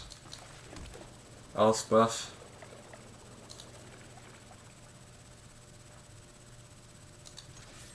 If I attack, he's probably gonna try to kill my gene pollinator, right?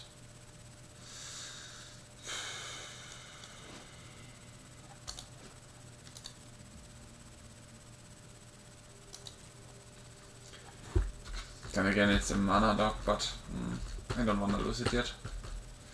I want him to make me lose it. Yep. Create them, it's whatever.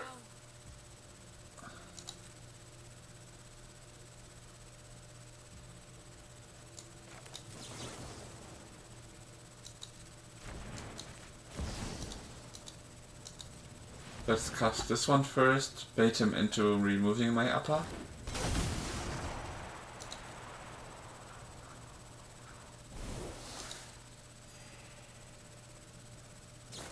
There it comes.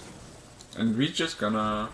Oh, fuck, he didn't choose a target yet. I cast it too early. Now I'm gonna lose my Aang.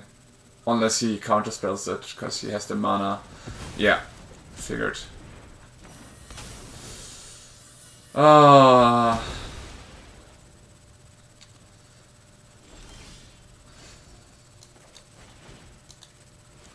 now my combo's not gonna help me anyways. I can just drag the game out, and that's what I'm gonna do.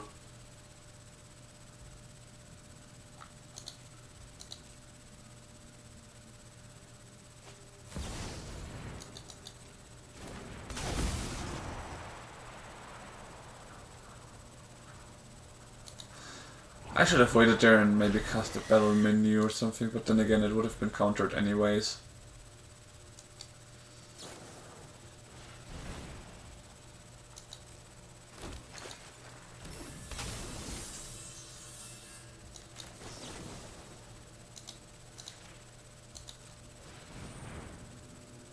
So a normalize wouldn't help, you would need to cast your 3 steps ahead to stop me. Let's see if you do that. Nope, he does not. He allows him to live. But yeah, he's got enough damage in the air now to kill me. Controlling me till the end. What can I say? Wow, it was perfectly on 0. If I applied that spell to gain for life, I would have had one more turn, but I would have lost my dog. Without my dog, if I don't find an Aang at the crossroads or anything, I would lose, but yeah. Authority of Consuls. I really hate that card. It's so good against any kind of creature deck, because it makes them become tapped and lose a lot of value.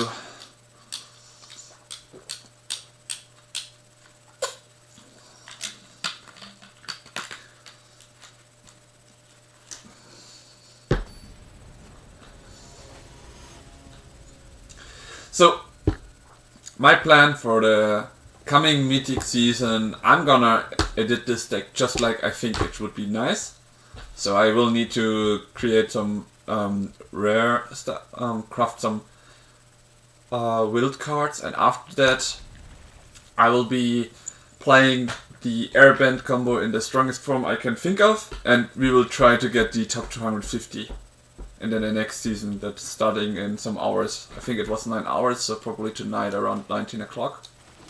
If I'm not wrong.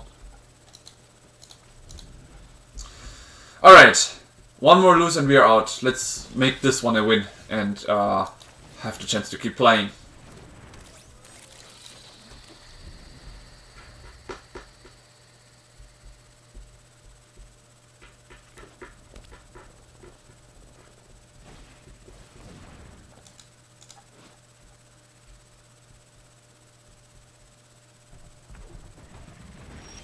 Okay.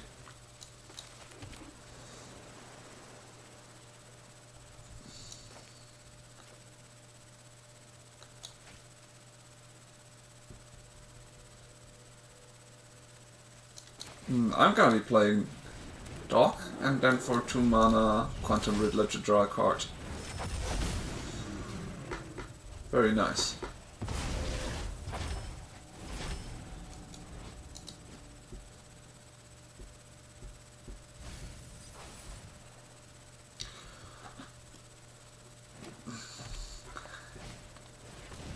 Oh, 3/3 with haste.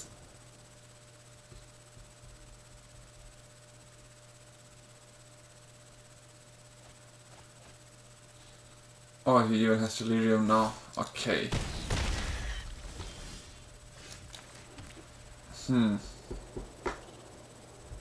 Could play my Quantum Riddler for free. I could play this one to gain a bit of a mana dock. Let's first play Bechermal. Get this one out. We can still play him. We can play him to recast the Bechermal Cup. Let's play Aang at the Crossroads. What will we hit? Aang, Swift Savior, very nice. Since that one has haste, we're just gonna give this one away. He cannot mill cards anymore. We're gonna swing for 2. I don't mind losing my Aang at the Crossroads now, because next turn Appa comes in and the game is over. Because then I will create a 18/18 creature coming swinging for him, and on the last cast I'm gonna airbend his defense, one of his defenders away.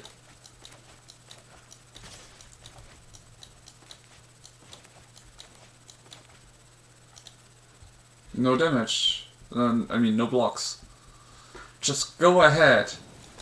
Oh, 6/6 with trample. Okay, blocks wouldn't have helped me much either. Double strike. Oh my. Okay. While I did know that it was offensive, I really didn't expect a violent urge. Fuck. Okay. I should have blocked with Aang at the Crossroads to be safe. Holy. 2 games this time lost because of a mistake. Feels awful. Alright. Let's give it one more try. I do wanna... Huh? Wait, can I no longer challenge this? No, right? There is Pioneer, Historic, Traditional. I can no longer challenge the Traditional Standard. No way!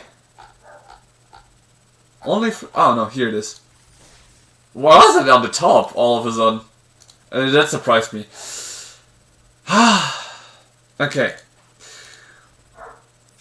So this one was a nice try,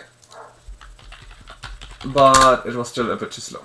So let's see what else we could get instead of get lost. Like I said, I'm gonna get the other thing soonish as well. Let's see. Toughness 4 greater is not fast and strong enough. Blocking creatures also not good enough.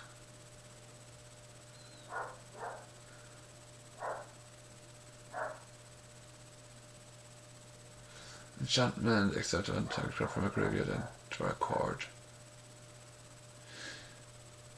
Heritage Reclamation instead.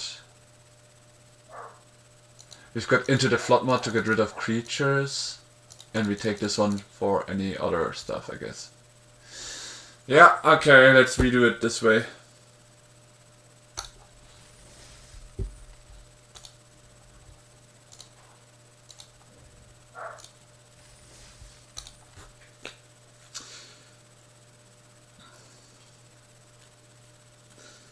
That way we cannot destroy creatures, but if he comes in with an Omniscience, we might be able to destroy the Omniscience once it's on the field. Only once it's on the field, sadly, but that's the best we can do, right? Okay, only Cavern of Souls and a lot of spells, so this is a hand we cannot keep because we can't cast anything except for the Gene Pool of Nature, but then afterwards nothing. Cavern of Souls is a nice card, but you cannot have all the Cavern of Souls there. Okay, do I go interceptive or do I go aggressive?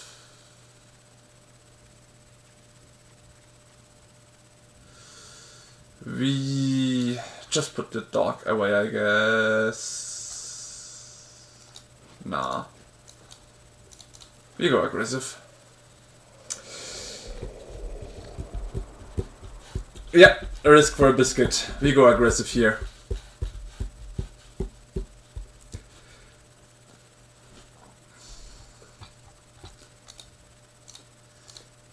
So how come something like the event turned around from bottom to top all of a sudden? Like, that mix was just fucking crazy. It so confused me. Like, where is the standard event?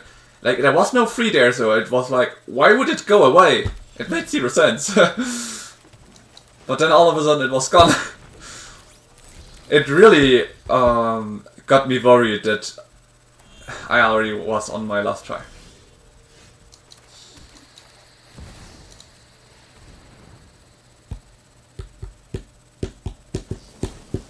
It will quench you. Seems like it's gonna be a lesson deck.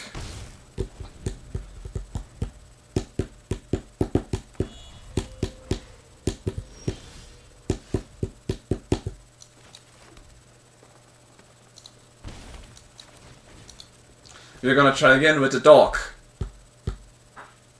And it will quench ya. Right? Okay. I mean, I could be playing... Oh, he waited for the battle phase to remove it. Okay.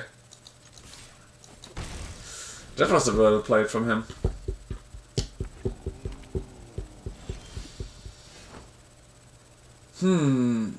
Okay. We say the... Where is it? Bechamel.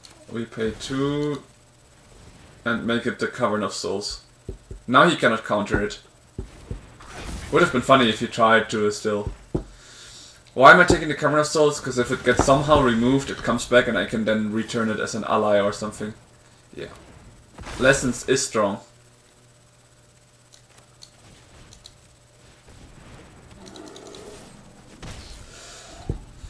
Right, I'm out of cards. When I saw red-blue, I was thinking of an acid deck or the... Okay, wait, how many combustion technique has he played so far? 3, good. He has only 1 more remaining. That itself is nice to know. Because that gives me more options. I hope he doesn't take the... Oh... Right. Yeah, no, the 2 damage you're gonna take. You can cast him next turn if you want to.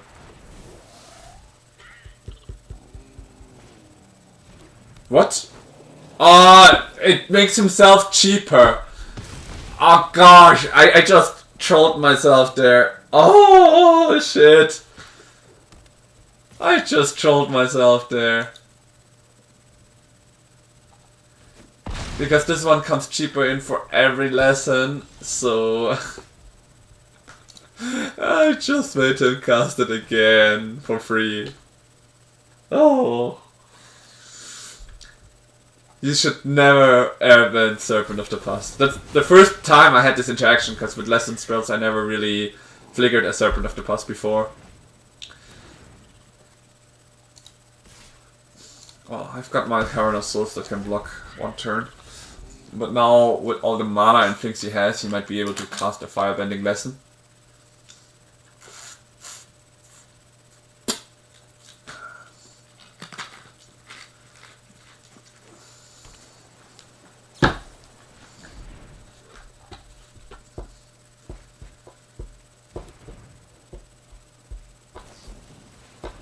Drawing 3.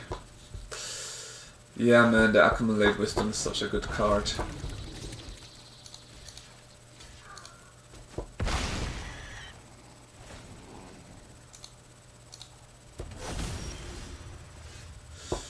Fable comes in now. It's awful.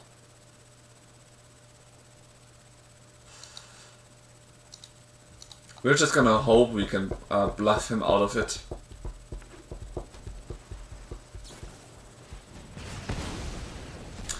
So much about the bluff. The last combustion technique, really. I call that some luck to have all three of them. Like, I mean, he has a lot of draw power. Don't get me wrong. It's also good builded, but having all four combustion technique in the first half of his deck. Okay, for the future, noted: do not airbend Serpent of the Past. God, that one hurt so much. Why did I decide to do that? I don't know. That was a little bit also the issue of my hand. While it would be offensive, it's because of the Earthbend and everything. Thinking about it, Lesson is like the worst enemy you can have when you have such a hand. Oh well, it is what it is. We stick to our decisions.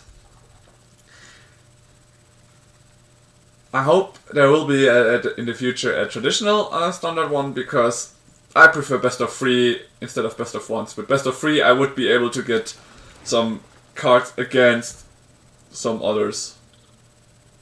I already have 2 in the hand, I really cannot use a third one of the Aang. Okay, I have seen this card, but whenever this comes up... okay. So it boosts creatures.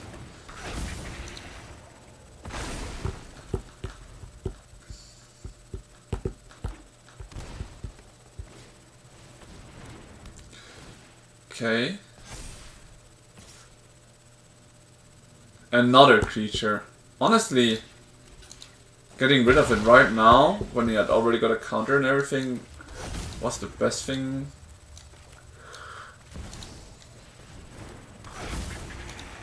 Could do here. Since he plays green, he's gonna be slow. So I can play my Into the Flood now in my turn if necessary. Okay, so this is one of the aggro decks, I feel like. Just a version with the might. Okay, he drew a land. So now we could get rid of the enchantment, which I like. And I do only have white here, but I could still cast my Aang if anything. Not gonna attack. I'm gonna wait and see what he plays and try to get something airbended that's annoying.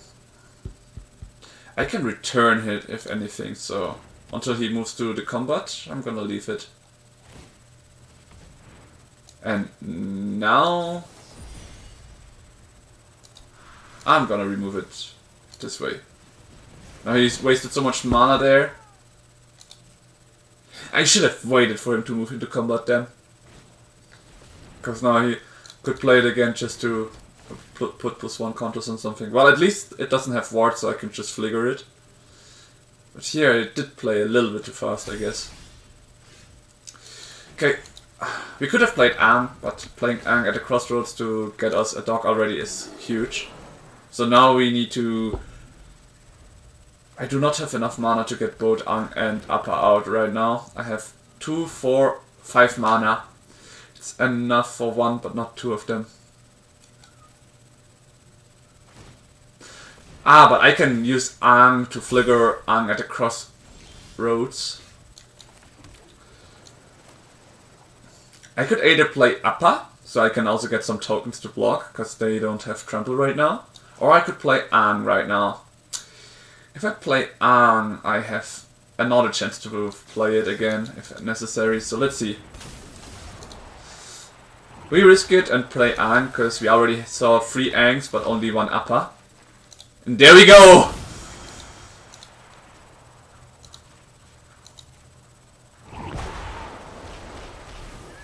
So, we are gonna make now a bunch of tokens. Oh, let's see, we need this one. So let's see if we can kill him this turn. That's the one thing I'm unsure, that's why I'm also gonna fligure the Aang at the crossroads roads, because we only have one more Aang in the deck, so we need to search for him. I mean, we can just search the deck and everything. It's just gonna be a bit costly. I should have excelled that one as well. So the combo right now is with these three. We're gonna look for cards so we can like turn around Aang if necessary. But we do not want to tap the land to get our third Aang from the hand in. So we're just gonna keep repeating this process until we find with Appa our last Aang that's somewhere in the deck.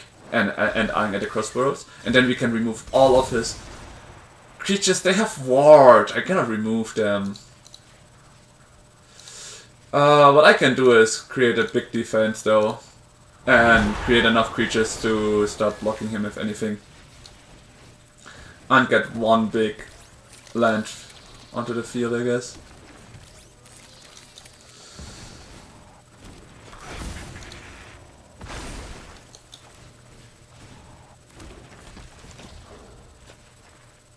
There would be the Aang. So this is what I mean with I could remove his creatures now. Because then I can like activate ability and tap, but it's ward and not water band. For example, like the Unagi, it would be a bit easier to handle. So now I turn him around. Now I could start flickering, but it always cost me 2 mana just to flicker, which means I couldn't attack with my lands this turn.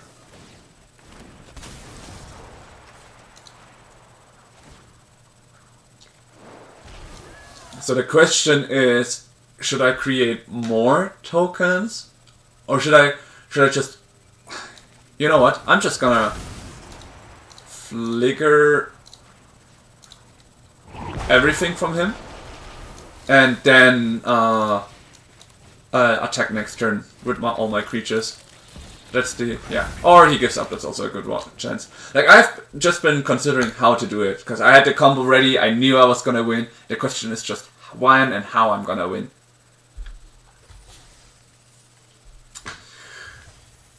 Right. So we are on 50 gems now. Let's keep going. One loss, one win. Honestly though, I really like more the form of best of 3, because then you can work with your sideboard and you have then opportunities to handle decks you have issues with. Okay, we have an Into the Flood now. I think we can keep this hand.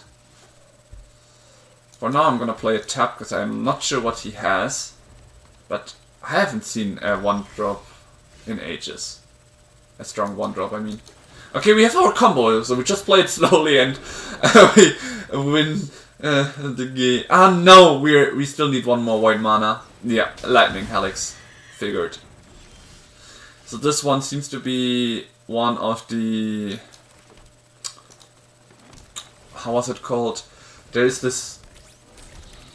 for me it seems like the chess guy control. So we are playing once again against chess guy, or against control deck, which honestly spellcasting is a little bit annoying, but whatever.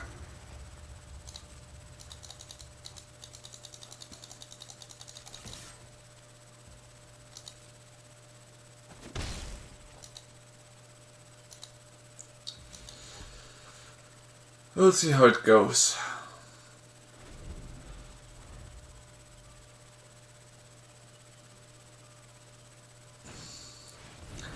Stock up. You know what? You can cast it in your next turn again for 2 mana, but not now. He wasted a lot of mana for this, and that's why I decided to do so. Oh!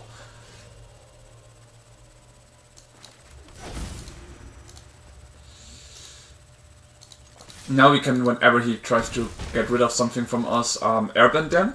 So that's why we leave the mana open. Like this. Yeah, figured you would do that.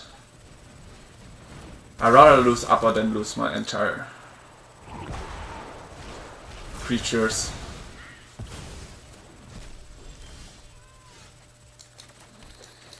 Oh, that one is great.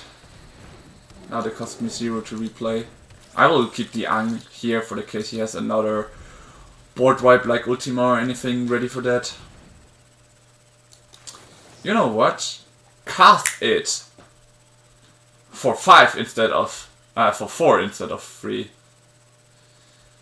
That's the idea, but if he... I didn't need it to use any mana, so I cannot use the Cavern of Souls to make it unstoppable. That works! Then again, he used all of his mana, so I guess that's fine.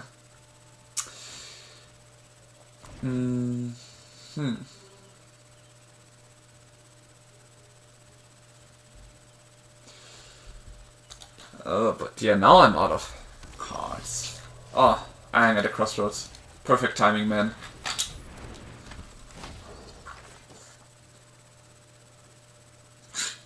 But the drops we get is not the best, honestly. Well, let's do some damage for now.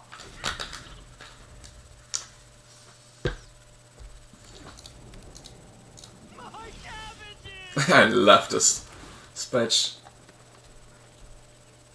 Nice, we get an Aang next turn, so we can like flicker all the time our Aang at the crossroads. We attack with 2. That way, like, I'm not sure what he has, but I really do not want to see his... how is it called? Split up as well. If he plays control, he needs to play multiple board wipes. Actually, we wait for him to start blocking.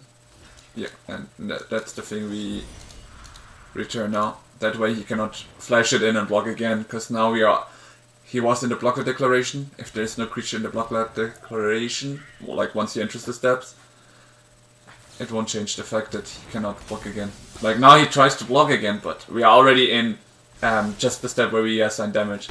So now you have the creature in the field, but that's it.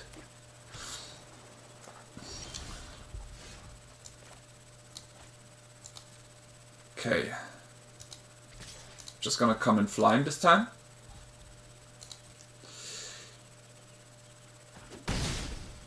So why am I not playing Aang instantly? Because he probably has counter spells ready.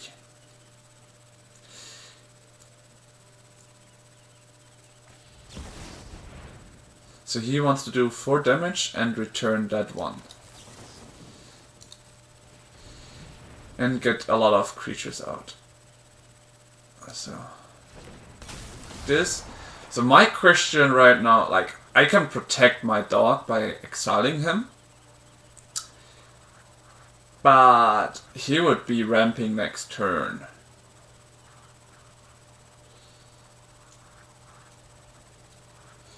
So should I just stop the chess guy here? I mean, he can then just recast it in his turn. But honestly, let's do it this way. Let's make it return, because now, well, it only costs 2 mana for him.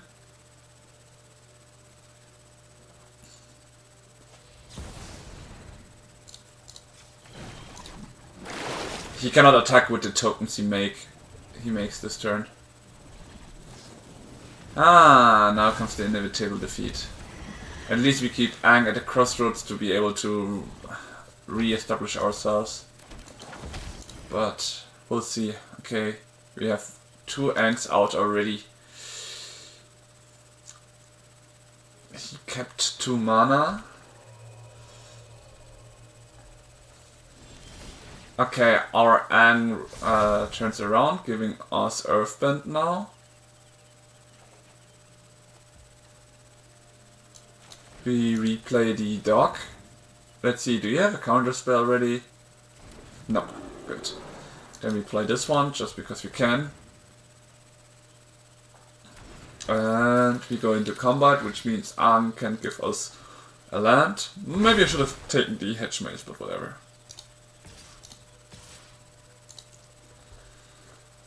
I should have also attacked with my Gene Pollinators.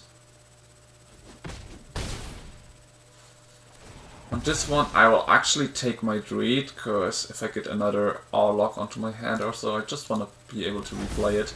But this is like where I made a little mistake, because if this one would have died, I would have been able to Surveil, which is very nice.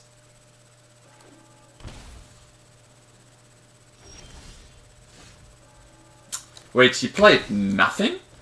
Is he gonna play a Jeskai Revelation now? Okay, now we get the Hedge Maze. And this is... Ally, this is Druid. And we just attack with everything we have. I'm curious what he had.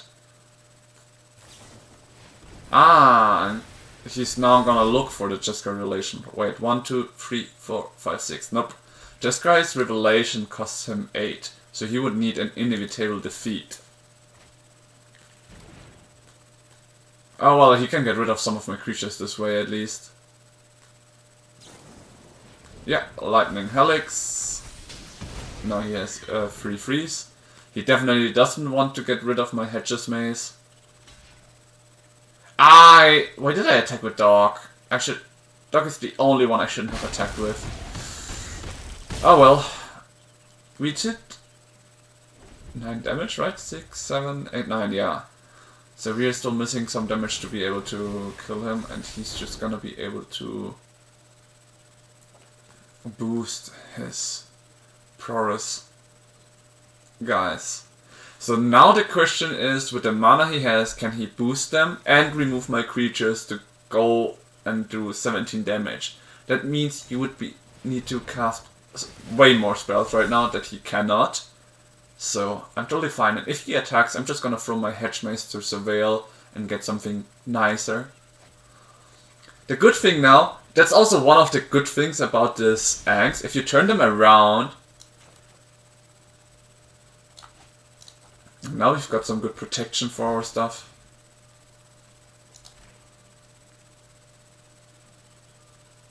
Is he gonna shoot it down now so he can Surveil? I do not want him to gain the life, so I'm actually gonna airbend my land. It's a non-land from upper. Ah, damn. I trolled. Read and learn your cards. Shit, yeah, it happens.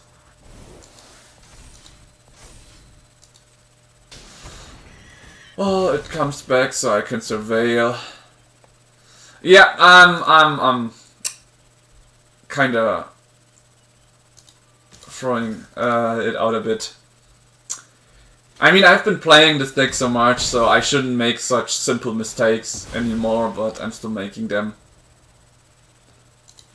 I still have the ally, right? So I should just leave this land from now on. Yeah, and now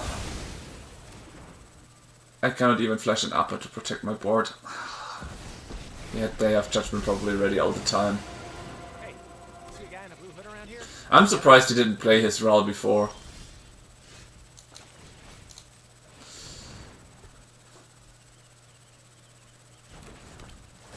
Goodbye, Otter.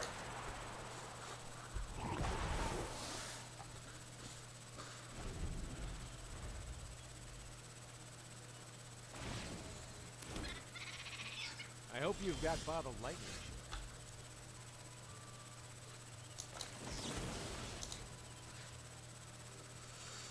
For now, let's get rid of Jeskai Revelation. I'm not sure what he has, but I'm just gonna use that to draw a card. That's the good thing about this card, it even gives you a drawing ability. So we've got an Aang now. Let's see what he plays. So that's our like third Aang right now, if I counted correctly, yeah. Time to embrace the local culture. Which means we only have one more Aang in our deck. Then again, we have now Airbender Ascension, so the only thing we would need would be an upper and a dog to get rolling. Just kind of the relation, really. The bad part about the Jeskai's Revelation, some spells get flickered, right? For example, Lightning Helix is, unless you, like when you get rid of the creature, you do not gain the life after everything, right? But here it has the dots here. And that dots signifies that it has 1, 2, 3, 4 triggers. Different triggers, kinda. Like if you counter the spell, you counter everything. But else you just do what you do best. Okay, I can take 1 damage. If you cast something, that's the moment where I'm gonna Flicker it. Okay, he doesn't do it. Now I'm gonna try to play my Aang, which means he will probably play the Jeskai Revelation just to get my Aang back onto my hand. Or not. Okay, I'm gonna get rid of one of the otters for now. Ah, that's why. He wanted to get rid of it with the inevitable defeat.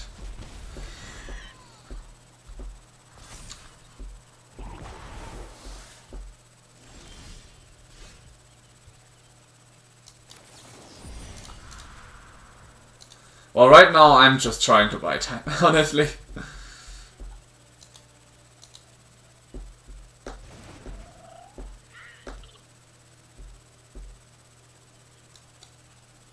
One, two, three, four, five, six, seven. Oh, he had exactly 7, so he can do 4 damage to me. And now with the 2 monk creatures, he could kill me. Oh, he even has Storm ready now. Yeah, okay. I guess this is over. The upper misplay hurt a lot because with that I couldn't protect my Aang at the crossroads.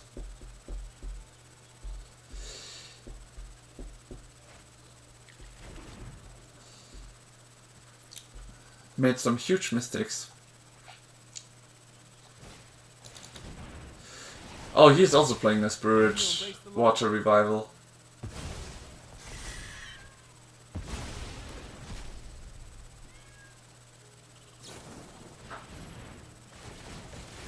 I've calculated exactly what I need. Am I just gonna die to the Lightning Helix? Yeah. Oh, yeah. And here's where I wish I had my sideboard to put in the you cannot cast anything during my turn. It's just that I don't wanna, like, play a Voice of Victory in my deck because it has, like, 0 synergy except for protecting me from control decks. Like the chess guys and all. I mean, I have been meeting a lot of them. But I just don't want to straight out have them in my deck, you know? The Heritage Reclamation is something else because it has 3 different ways to use it, as you guys probably saw. This is a risky hand. No, I'm not gonna keep this. This is better.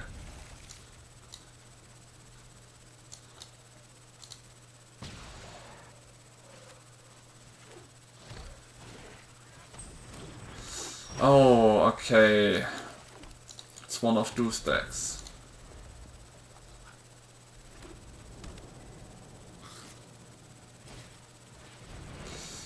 Voice of Victory. Okay, we surveil. Next turn we can... Oh, nice. Next turn we can use Aang Swift Savior to get rid of the Voice of Victory. So this is probably a white-black sacrifice deck. Yeah, they are gonna die. Okay, no, only... Ah! Dies or split it extra while as parts for greater structure. So now if I flicker this here, I would lose my Aang Swift Savior instantly. This is harsh. So before he goes into combat, I'm probably gonna remove the Voice of Victory. This one I cannot block, but it's fine.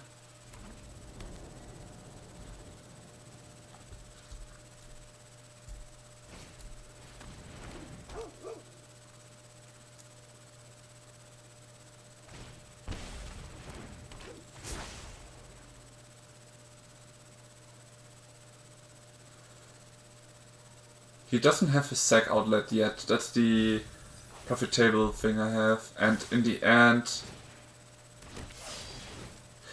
Wait!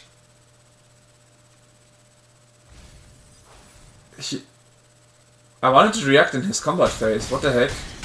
Now I took a lot of damage for nothing. Like, I should have the mana. Voice of Victory. Okay. Yeah. There was that, true. Now I cannot let so much truth of them. Annoying part. Completely forgot when I pass the turn I cannot interact anyway, so... Ah, Voice of Victory. That's why it's so strong. Damn. Okay, and I will have to sacrifice my Aang to block the 7 damage from this Seer. This turn. This is the thing that I wanted to avoid, to be able to play Aang and Aang at the crossroads. I like having Aang already outside, but I guess I cannot do that anymore. So I'm taking 3 damage this turn. And now when I flicker him, it's just not gonna help it. It's gonna be rough. What do we do?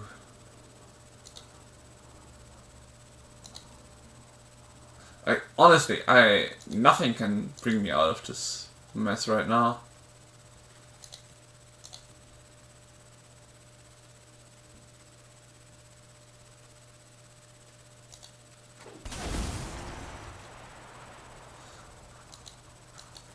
Yeah. I guess for the best of 1, this deck is sadly too slow. Maybe the Llanowar Elves and like everything, the Bramble Familiar, just to accelerate to your combo might be better.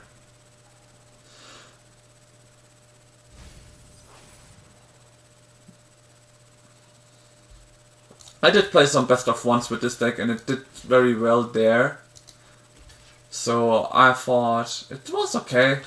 I guess I was wrong. It is too slow for best of 1s against controls as well. So yeah, the Llanowar Elves, like a lot of mana to gain your stuff and get going is good. Also important to not have the misplays that I did. Like making sure when you play your upper, you're actually playing it to either protect your board or just to finish your combo. Alright guys, we did all the games with the games. We can open the packs. And we can go into some best of 3s at least, where my deck might be a bit stronger. Another Ursula, nice.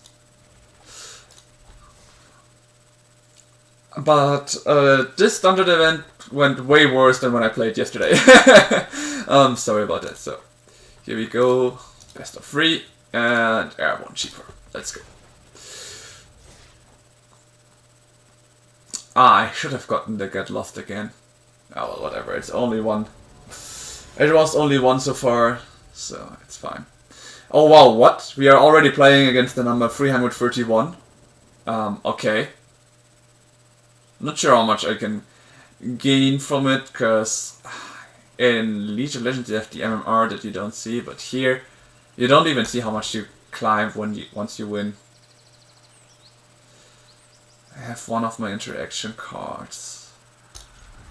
I just don't want to go down to 5.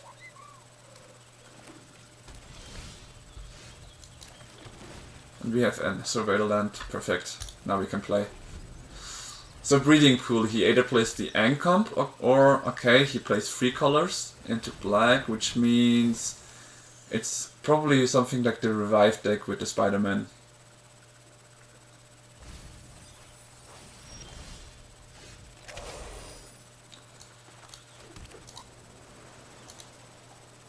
So here I will play the dog. Next turn I will always keep a mana available for the Heritage Reclamation.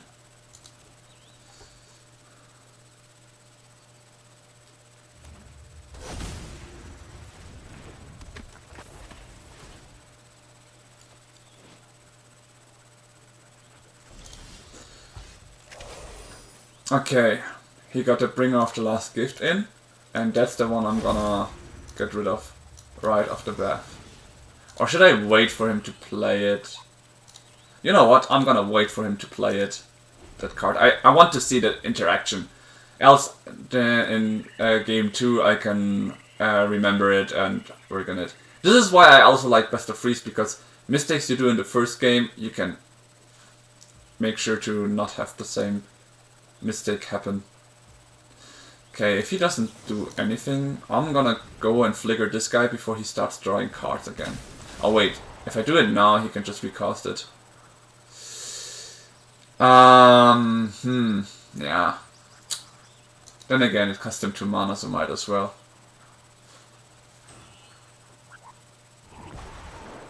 If I waited for the end step, his effect would have triggered anyways. And now, because I stopped him before he moved to the end step, I cannot interact so long. Now the question is, will he recast him or will he just start to remove my stuff? Ah! Well, okay, now I prevented it entirely because he was scared that I would have my Infinity combo next turn. I mean, honestly, if I were in his shoes, I would do the same. Because you never know what the enemy might get.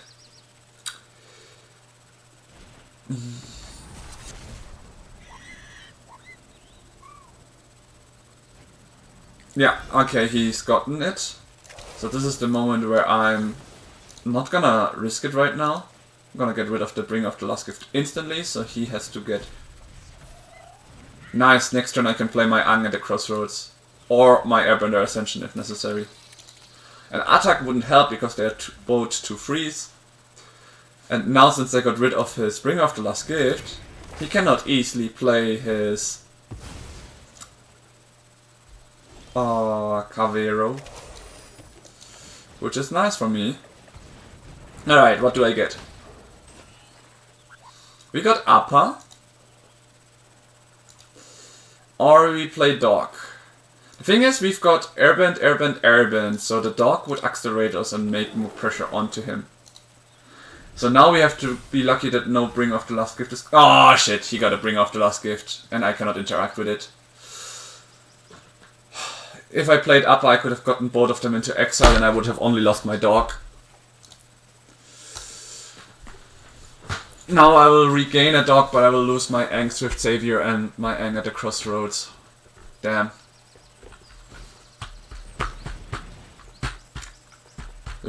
So lucky, with mill free cuts he actually got what he wanted.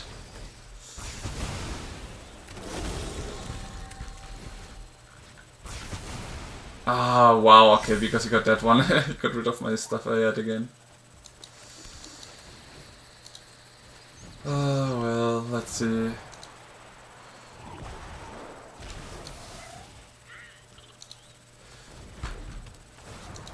He interrupted my combo.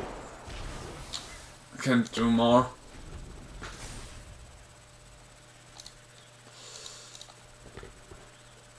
At least now he does not want to recast the Spring of the Last Gift, or I would get all my stuff back from the graveyard. So, but he can just use the, who was it, Cavero,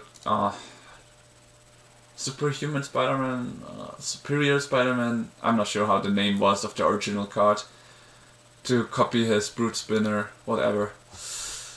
Such a... not even worse, he managed to get his Arden into the graveyard now.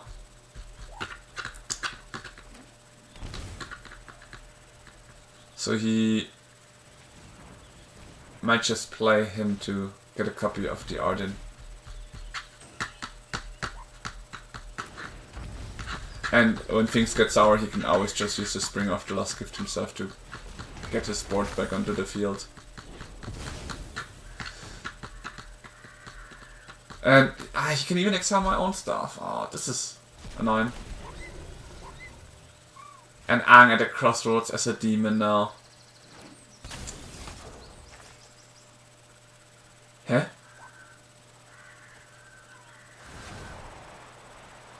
Huh?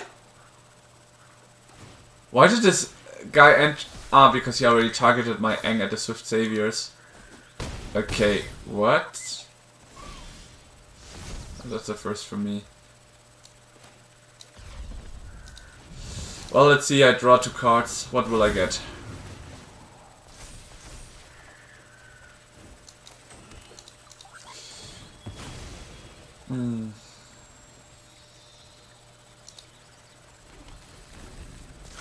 Well, I've got an upper for now, but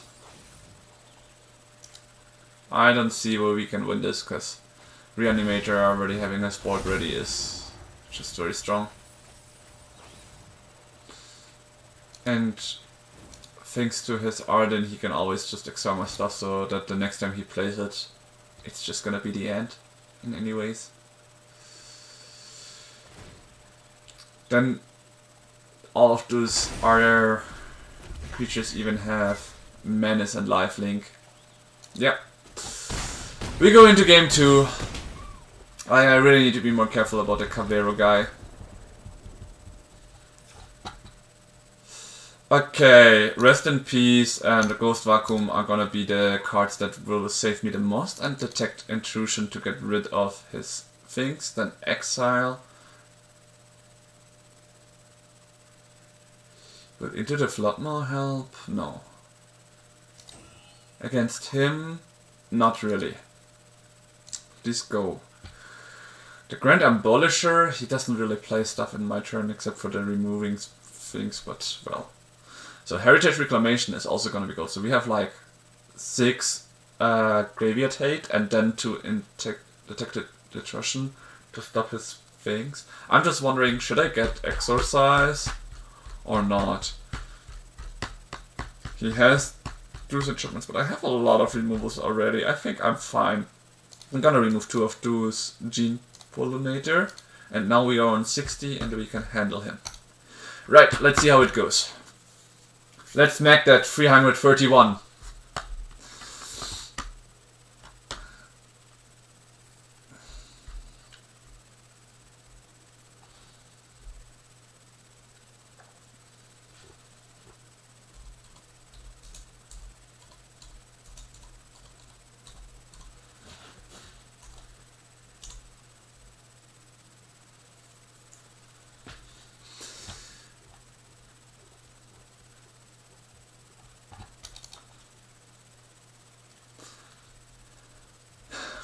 I mean, we've gotta, how is it called in some sports, we gotta interrupt his win streak, so yeah, I'm gonna go all in and try my best to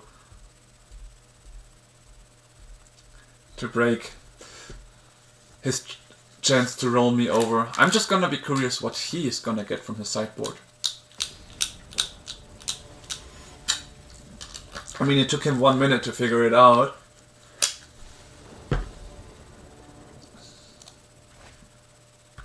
Okay, we've got a Detect Intrusion, that's nice. We keep this.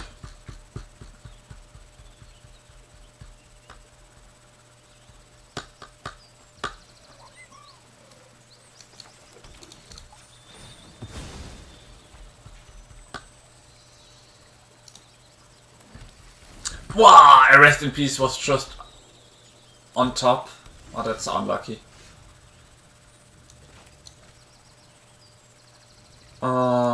You know what, since he didn't play anything, and I mean I could have left 2 mana open for an instant sorcery or whatever, but you never know what he would have. Currently I do not think he plays something like Duress or anything like that. Okay. Draw, and he already got a Bringer of the Last Gift in the graveyard. Right. On 4 mana we need to be careful. Everything before 4 mana is like, whatever.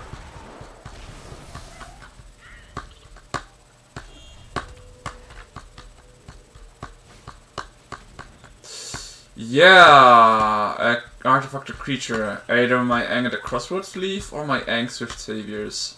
If he is correct, he would take the Aang Swift Saviors, because that's the one I could actually play right now. I mean, these 2 are protected, because it says here artifact or creature card.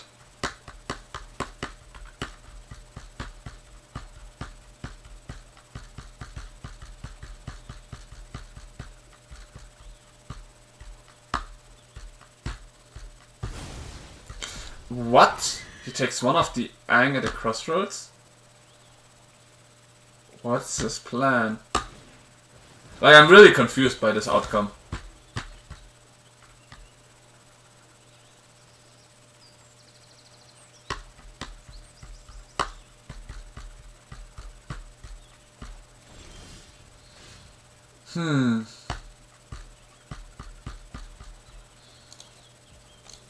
Again here, I pass the turn because I want to see what he does. Oh, he's just gonna come in and smacking me for 2. Well, I don't mind. I want to keep my cards available. If he doesn't do much, I'm just gonna exile that card to draw a card. Before he gets rid of that. Yep. Let's get rid of the Bringer of the Last Gift, so I have less things to worry about. And if he takes now the Cavern to get rid of anything off my hand, whatever. I have always a chance to get it back. Unless it's the Aang at the crossroads, because that's the only flashing flyer that I can throw in front of the cavern, the bear. Okay, he wants to get his Cavero free room. Those are not legendary creatures? Okay. I feel like his ability is quite strong with drawing a card.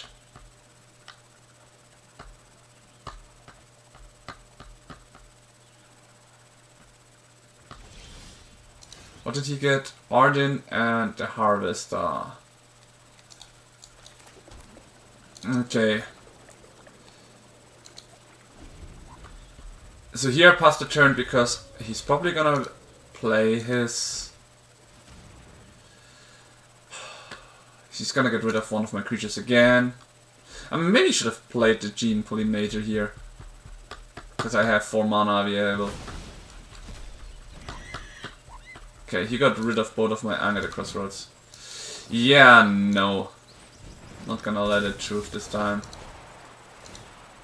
He probably would have gotten the Arden to get rid of my graveyard as well. So my hope is that I find something that... with which I can exile his graveyard or something like that. I do not. I have one more Aang in my hand to disrupt his momentum a bit.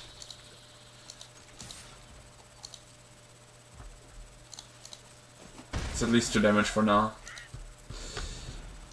So what could he get? He could get the Arden, wipe both of our... No, the board wipe wouldn't happen.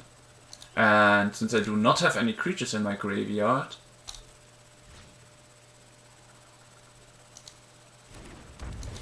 the only thing he would get would be the Harvester of Misery.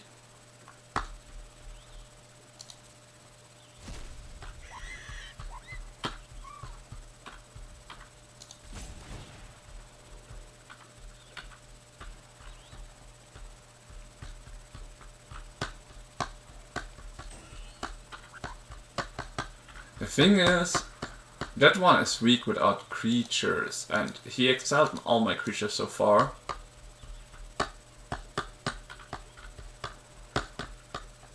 So even if he gets now the copy of that Harvester of Misery, I might just flash in another Aang and bounce it away once the deep card... No, even then he would just give me back my Detect Intrusion. So he didn't do it, okay?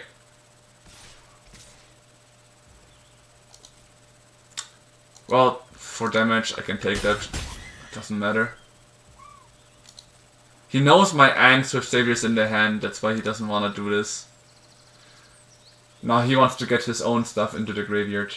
So a Rest in Peace would be like the perfect thing to do right now. To get rid of him. And his momentum. Maybe I should have gotten an Avatar Rough myself. Nah. Well, it would steal all of his things. The thing is, when he gets the Bringer of the Last Gift with that, it's game over anyways. Okay, now I've got even protection for my stuff. I'm gonna come in flying for 2 again. And then I will just pass the turn. He doesn't know what I drew, so he's probably gonna cast or get something to get rid of my card in hand. When this one enters, disturb to one target artifact or enchantment. Okay, so he's probably gonna get this Stroombrute into the game to get rid of my Airbend Ascension, which I'm gonna protect once he gets it. I figured he would do that, so here comes Appa to protect it. And Aang Swift Savior, so I can remove the cavern and get my Detect Intrusion back into my hand. Oh, I can even flash an Aang Swift Savior now from the exile if I want to. Is he really? Yeah, he's really doing this. Goodbye.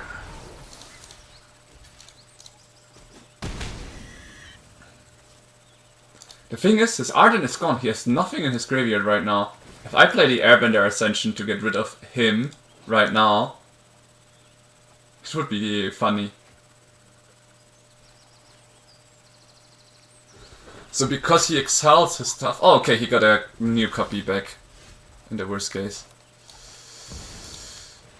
want to have more mana available, so I'm gonna play my Bechamel Cup. And then I'm gonna use 2 mana here.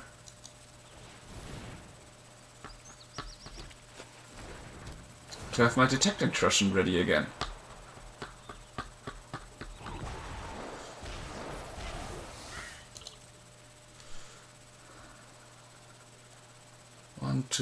Two, 4, 6, 7, 8. Ah, okay. I would have to tap it all just to turn the Aang around. I'm not gonna do that right now. I'm just gonna come in flying for 5.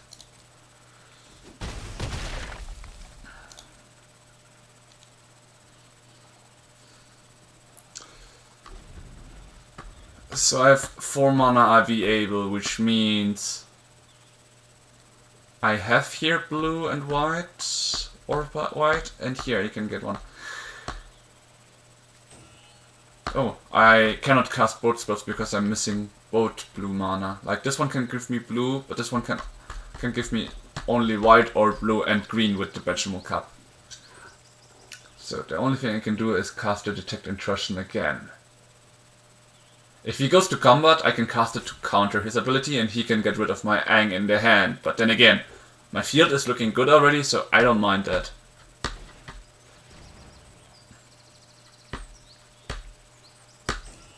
So he's gonna get rid of my card in hand, which is fine. I still have my Detect Intrusion.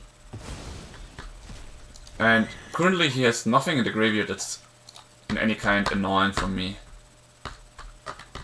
If he tries to cast a board wipe that's an instant or sorcery, I can counter it.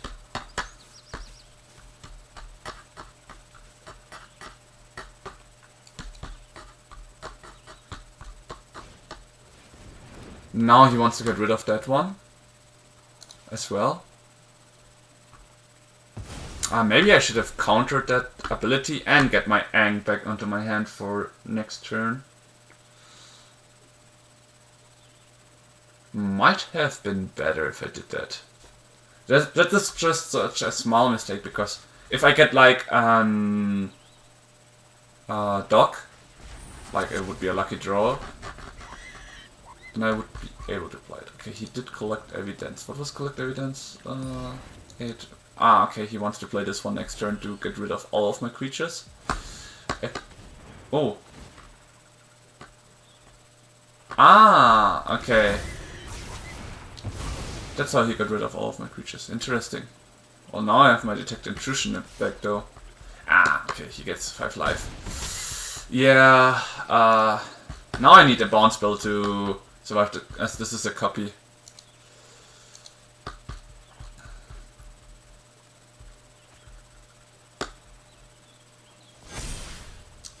Oh, very nice. I did get a bounce spell. It's just gonna cost me a lot.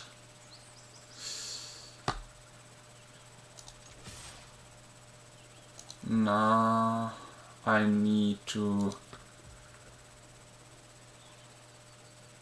end the turn here and see what he does.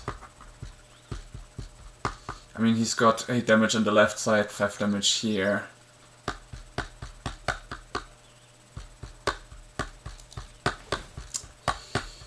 Yeah, not having the Aang in my hand was the thing.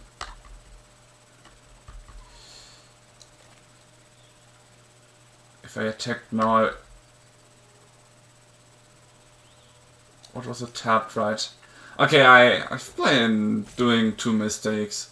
First, I didn't bounce it with the Detect Intrusion when he played his Deep Cover, and now I could bounce, but it's just not gonna be enough. I need 2 creatures to thing it. I needed another Aang actually.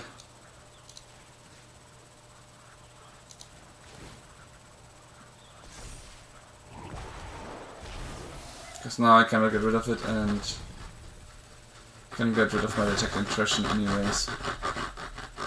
Detect.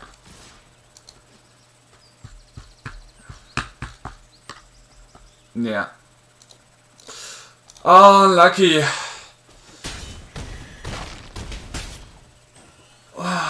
No, not unlucky, I just played it bad. 2 mistakes that led to this lose. There was a chance that I could have won this.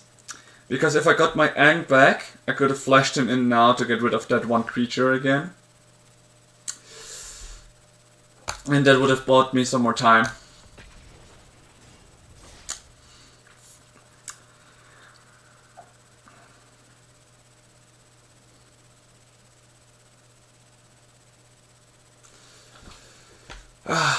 Always stay hydrated, guys.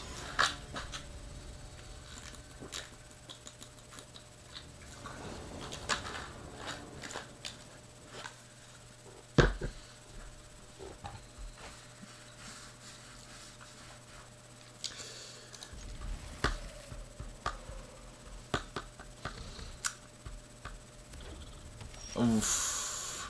Okay. A mountain, which means he's probably gonna play one of the faster decks or demobilize.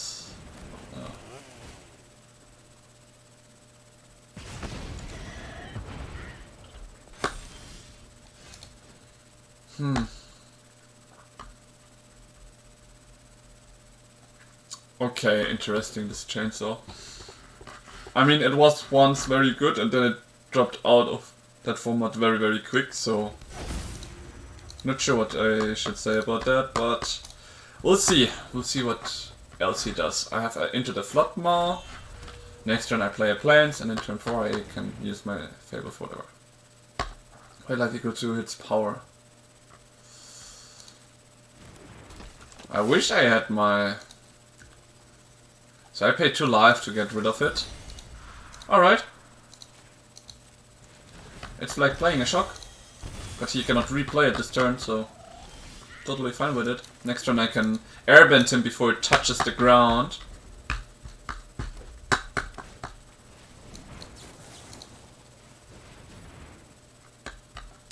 Yep, you're not playing blue, you cannot counterspell it anyway, so play him again. He cost you 4 mana. Or you decide to get rid of my Aang, which means that you cannot play it this turn. Okay, so we have white here. We do need another blue for the case we draw the Quantum Riddler, and we pass the turn.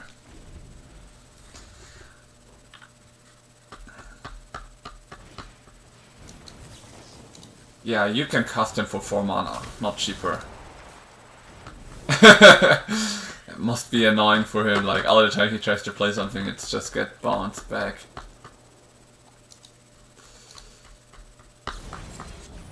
And another cast, interesting.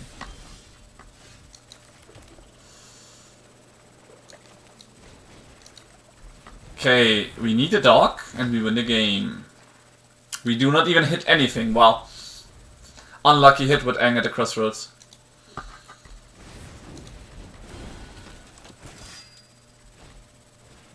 Oh, now every of his spells get lifelink? That's rough.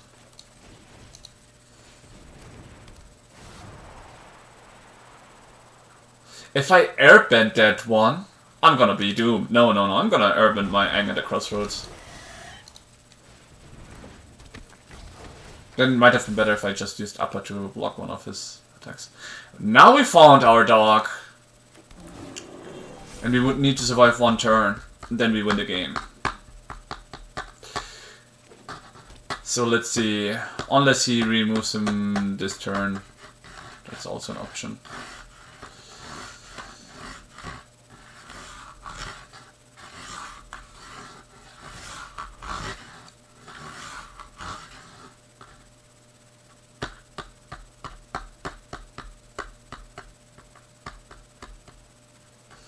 Attacks attached to an equipment, you control attacking creature. So since he attacks, I can choose which creature I will block with my Aang at the crossroads. It's always gonna be the guy that has the equipment. Huh? He didn't do it.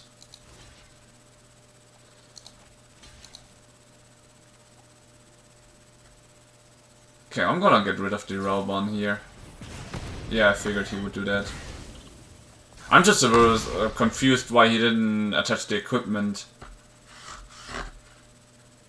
Because he's just gonna cast it now.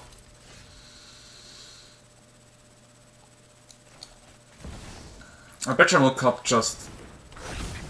No, it didn't secure us the win yet, sadly. We cannot win on this turn, but we can at least create a lot of creatures. So, let's do this. Alright,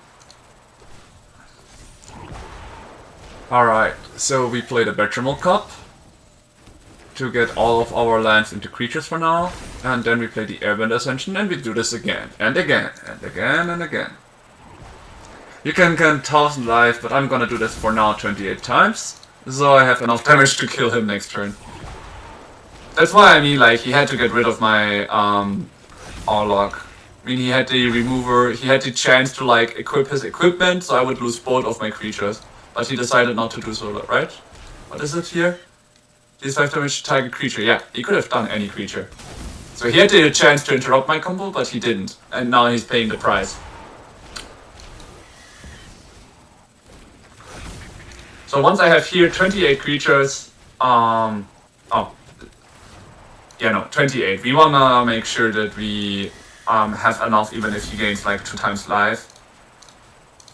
So we are gonna have 20. If we have 28 here with all our creatures, we would probably have enough to kill him. And we will have enough to block his creatures to death if necessary. So we are on 8 right now.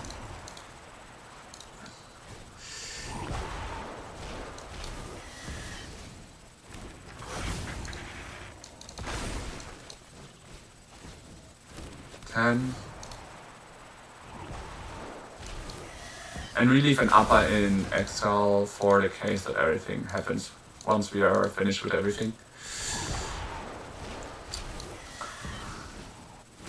As you can see, I'm distributing the counters from the Bertramel to make sure that if he takes 1 land down, I still have enough others. So that's why I'm saying at least 20 here.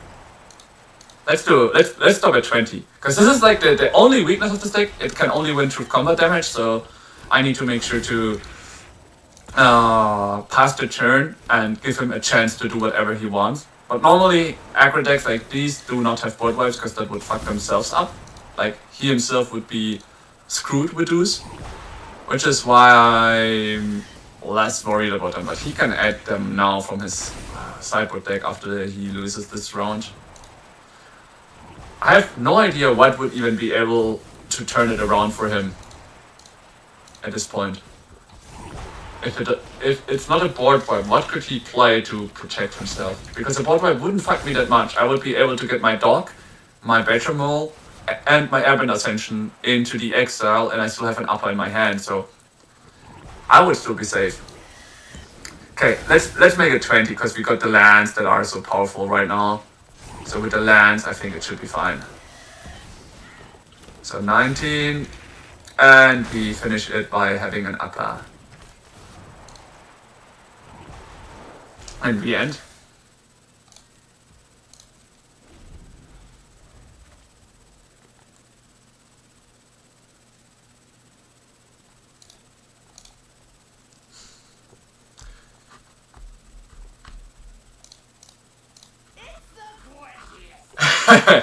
It's the quenchiest, exactly.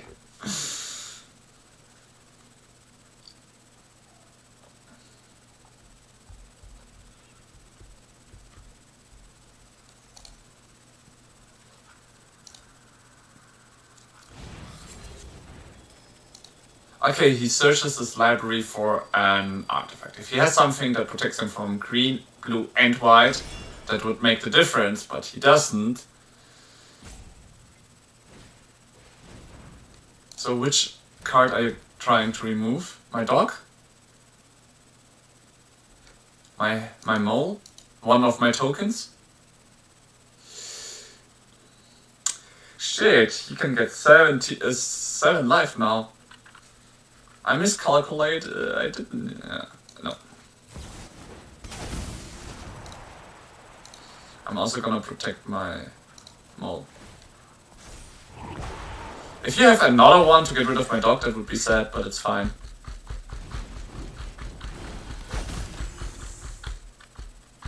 $35, so here we have 20 and 4, which is 28 plus 3, 31 we have only.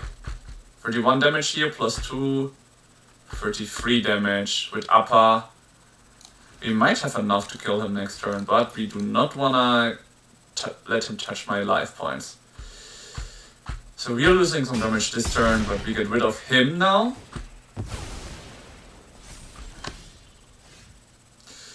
So we can increase 1 more damage on one of our lands. We can get rid of one of his creatures. This one would allow him to recast his things. This one would allow him to remove things. So for the time being, we just smack him with everything. I do not have mana open to cast the upper again. He gave up anyways. Funny though, because I only had like 2 creatures to survive him, so it would have been more or less like a backstopper. So next time, because of the lifelink, now we know it, a little bit more, just to be safe. Okay, he plays artifacts and equipment, so the exercise will be nice because they can always remove it. We even exile it. Wait, we have the heritage reclamation. Now, I think the heritage reclamation will be fine. Into the flood maw would be better. We do not need graveyard hate. Do we need Avatar's Wrath here to remove it? Nah.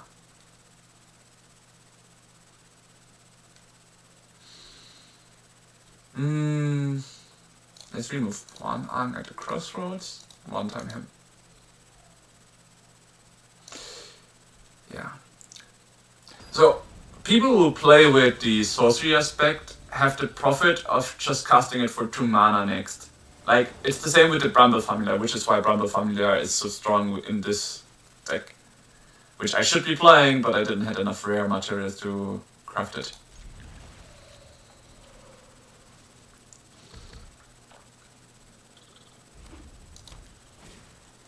It's so funny that we are Aang versus Zuko.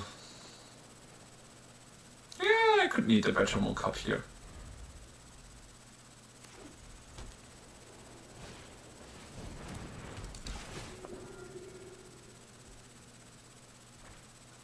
Okay.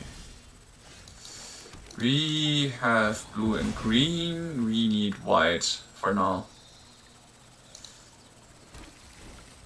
And actually no, we see what he does. If he pays the equipment cost or anything, we can just return him before he gets targeted, so he has to repay it. That's why I wanted more into the Flood Mouse. I hope you've got some protection for him, because I'm not gonna let a double strike creature get to my HP.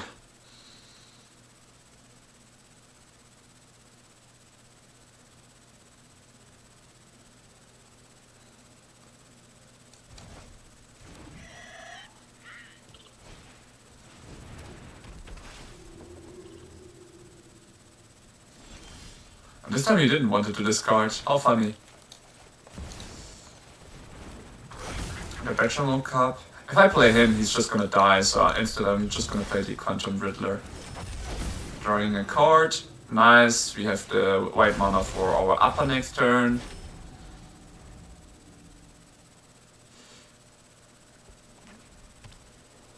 What does Calibre say again? Whenever you gain life, okay. That's why he's in the deck. So here I just pass, and I'm gonna flash an upper in his turn. It's in his end step just to... No, actually I have to do it in the combat step since my Hedge Maze I'm gonna use the Hedge Maze to block his double strike damage and get a Surveil 1. Here I'm flashing him in, just to have him on the field.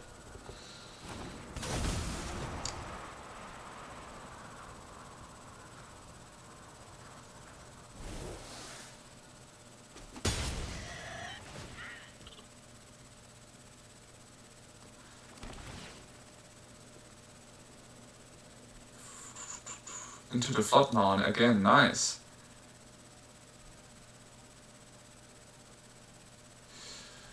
Oh, I only have 2 blue mana, so I can cast this and keep this mana available, I guess. So here we pay 2. And that was a mistake that he used this mana now, because now I know he cannot do anything to react to it. He wasted 3 mana this turn, because it's just gonna get bounced back. And he can't do anything. If he left mana open, I always have to think, maybe he has an interaction to protect him. Because he didn't left it open, it made it easier for me to react to it. Well, I did lose my dog after all, I figured, but it's fine. Next turn I get my Quantum Riddler. I'm getting an ally that I can use to block his attack anyways. I get an Airbender Ascension, which is very nice. It's sad that my dog is gone, but in my next turn I can play this one and then just cast my Riddler after the combat step all the time to draw cards until he finishes it. That's also like the strong chance of this deck. Like depending on what you have, if you take one of the blue creatures that lets you draw cards, like Quantum Riddler, in that one there is another card. His stats are a bit worse than the Quantum Riddler, which is why I might be thinking of swapping it with a Quantum Riddler myself, but in the end it's... Ooh. Will he get rid of my Quantum Riddler? No, he will get rid of my upper. Oh, that's sad. And then it's fine though, I still have my second upper here in the hand, he just doesn't know that. Okay, first of all, I'm gonna attack with my flying Quantum Riddler. Now I'm gonna play this one, so I have more mana available.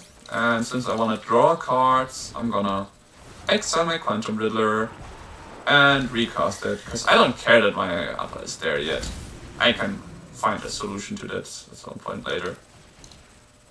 Now I've got more mana for my next turn. And once this is on 4, I can like flicker my Quantum Riddler all the time to get and draw more cards. While he only gets 1 life for now, because my ally token is in his way.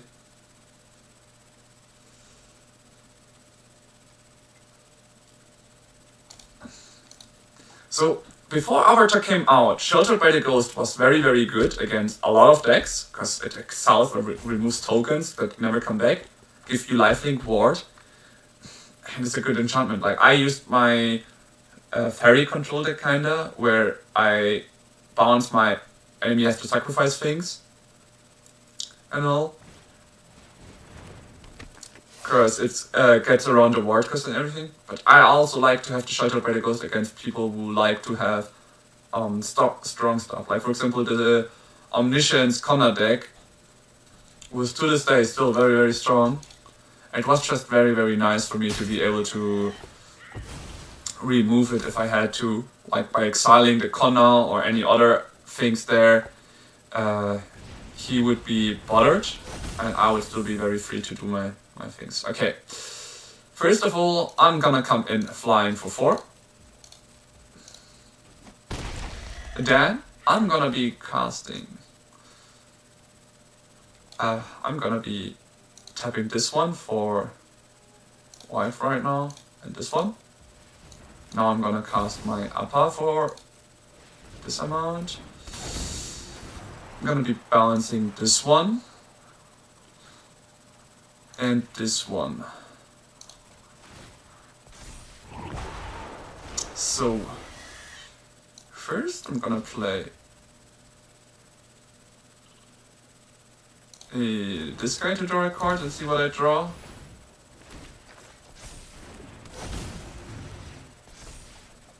Nice, and now I can use I can just autopay and tap my upper because I'm probably not going to use the blocking anyways. That way I get another Airbender Ascension stack, which is very nice. And now I could flicker upper to have another timer blocker, but I'm not really afraid of him. I have 3 blockers. I can use this one as a blocker. And I'm pretty good set here. Like next turn, I'm at a crossroads, just need to find my dog and the game is over. Even without the dog, my flying creatures alone are gonna be awful for him to play against.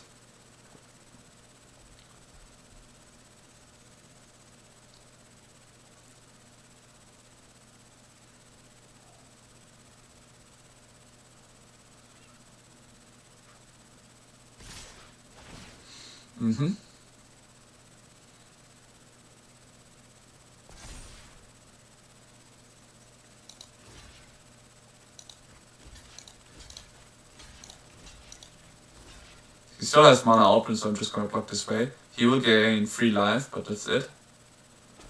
Like, other creatures you control get +1/+0 for each aura and equipment attached to Kellan. Well, it is strong, and the ward ability is always a little bit of a hassle. Then again, I really don't care, because I just need to find a dog and I... Okay, he destroys my mana rock. Okay, not drawing it, then let's play him and see if we find it. No, we found Aang. With Aang, I mean, by this one he can search. But it's his strongest creature gone. Or I remove the life gaining one, so he cannot gain life.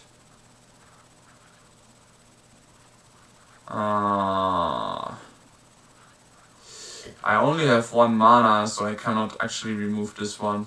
I have to remove him. He shall search again and play him again. It slows him down at least. I'm gonna attack with the Quantum Riddler. I'm gonna flicker. If I get a dog now, it's not gonna save me. So rather I flicker the Quantum Riddler. Because it did its deed. I have a handful, so even if he plays a board wipe, I can recover better than him at this point. What I do want is use the Quantum Riddler right now, if necessary. It was my drawing engine, it's still a good drawing engine, don't get me wrong. But I've got my Aang at the crossroads that if I flicker, I always get him back.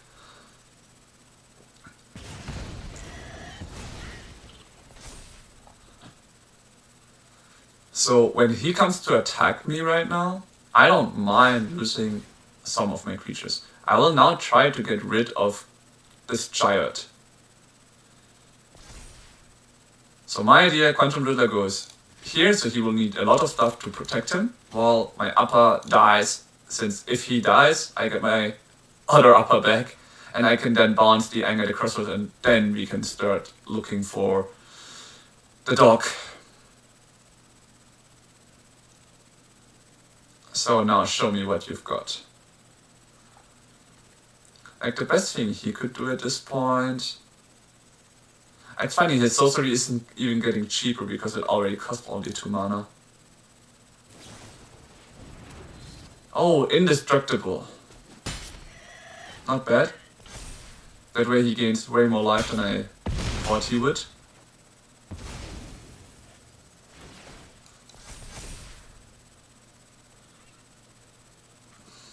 So much about the plan to get my upper back, right? And now he can search his library again for any type of artifacts to get rid of my stuff. Alright.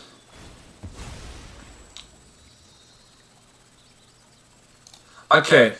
For 5 mana, I can bounce Giant to gain my upper back. Which means 3, 4, 5, I have 2 mana, I'll be able to recast my Aang. Let's do this.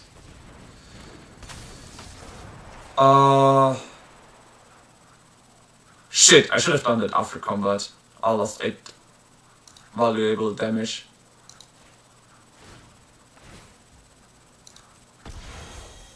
Auto pay 2.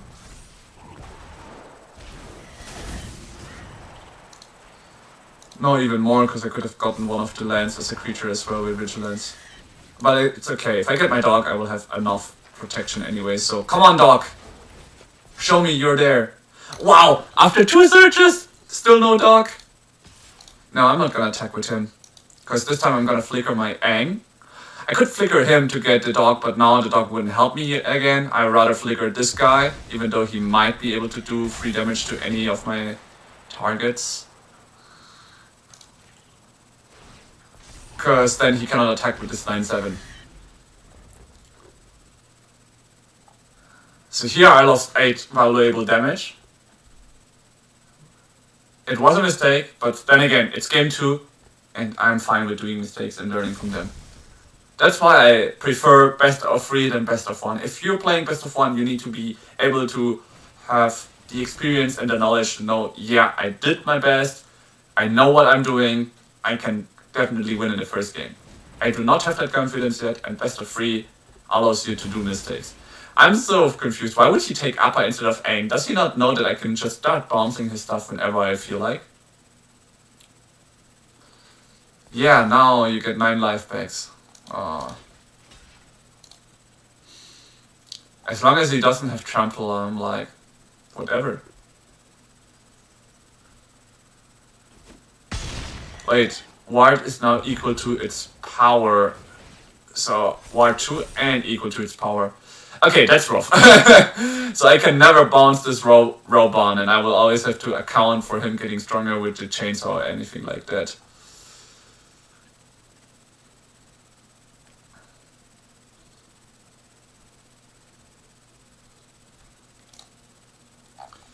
So 1 dog is in my graveyard.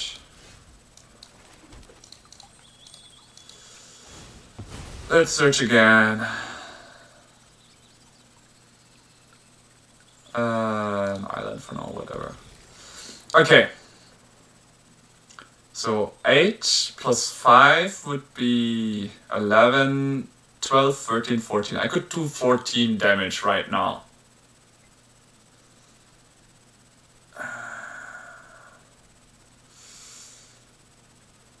But that would cost me all my mana. Instead, I'm just gonna smack him.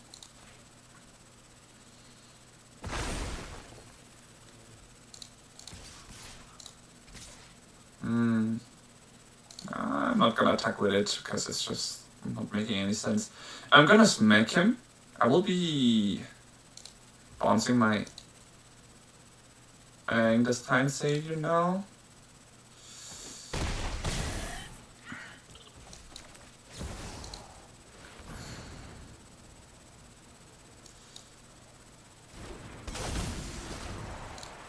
And I'm gonna bounce this guy.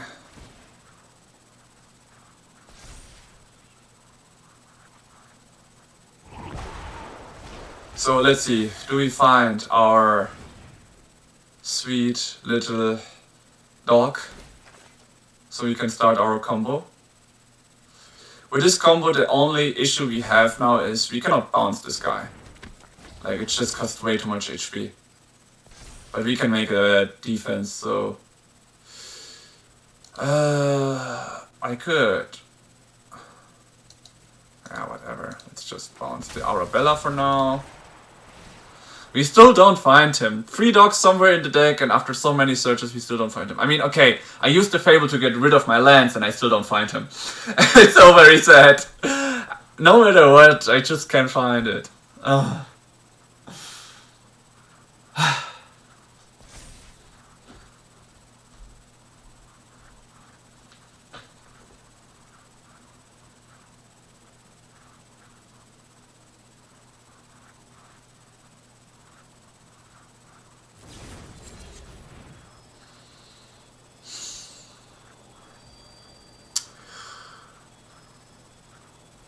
Yeah, let's do this.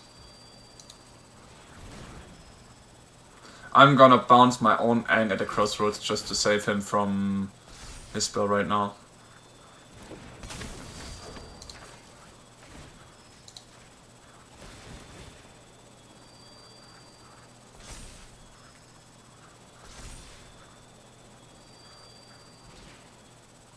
Because it's still our like searching machine right now, so yeah, I'm not okay with it losing it right now. Oh, because it didn't have a target, it goes to the graveyard. Okay, that's good to know and remember. So I could Flager my Aang, but it's just not gonna save me or help me in any kind of way right now, so we draw a card. After so many draws and everything, how much cards do I still have in deck? 30!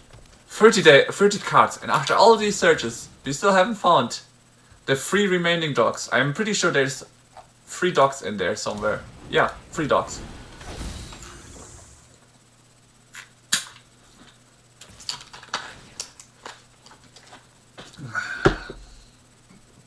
$14 damage. If I would now target him, it would cost me my entire life. And this is such a crazy game going so long because of this. Yeah. That's rough, buddy. Like, he has one creature that I'm just not able to target at all. We found him! Finally! Guys, we did it! After 1,000 bunches of searches, we finally got him. So you guys think, how is this gonna help us because we have our combo in the field? It doesn't matter, I can just recast my upper. But first of all, I'm gonna do the combat damage.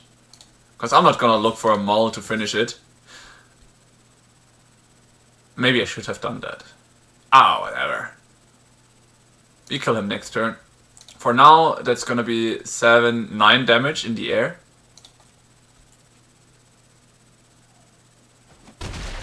He left 2 mana open. And now I'm gonna recast my Appa. And show him that the game is over. Let's do these 3 for now.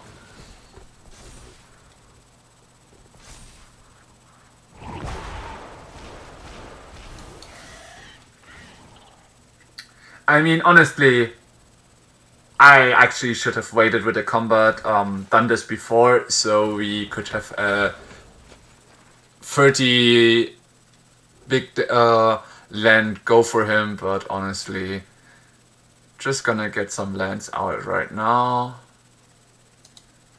So here,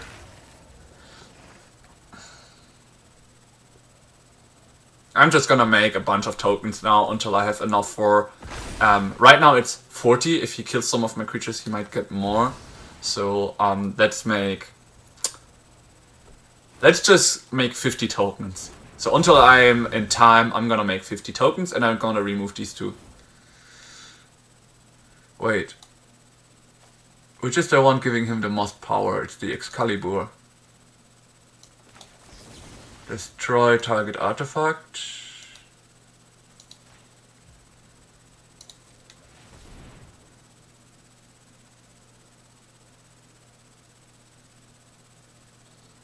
That was also an option I kinda forgot.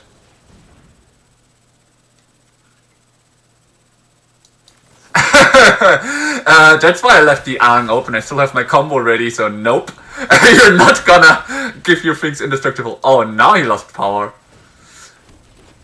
Now you're gonna keep doing that until we find all the artifacts removals we have in our deck. We're gonna bounce our Riddler all the time to keep drawing cards.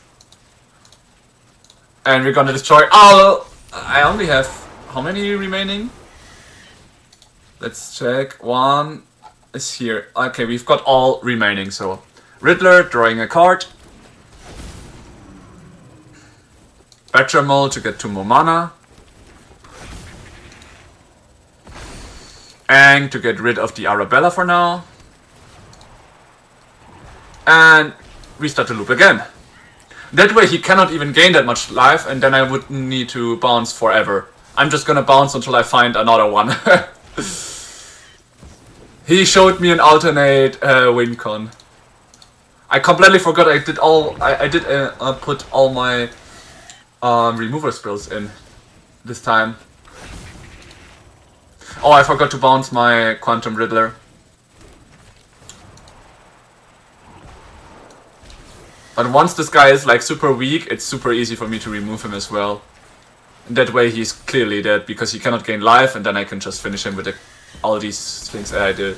Like, he has no haste, that is his issue right now.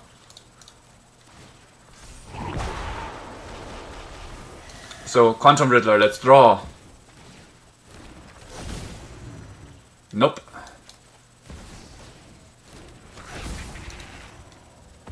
At this point we can even use one of the Airbender Ascension just to bounce the Quantum Riddler.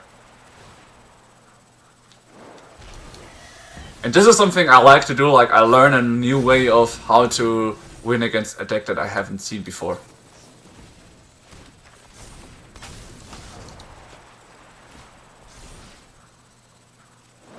The reason why I do not want to pay life is, here we saw it, he had a Boros Charm. With that Boros Charm, he could have killed me if I at one point paid the ward cost. I had creatures to block, so it wasn't an issue. But against the sacrifice deck, it could have been an issue. Oh wait, in 12 minutes I have to capitalize on purpose? Come on! Removal? Nope.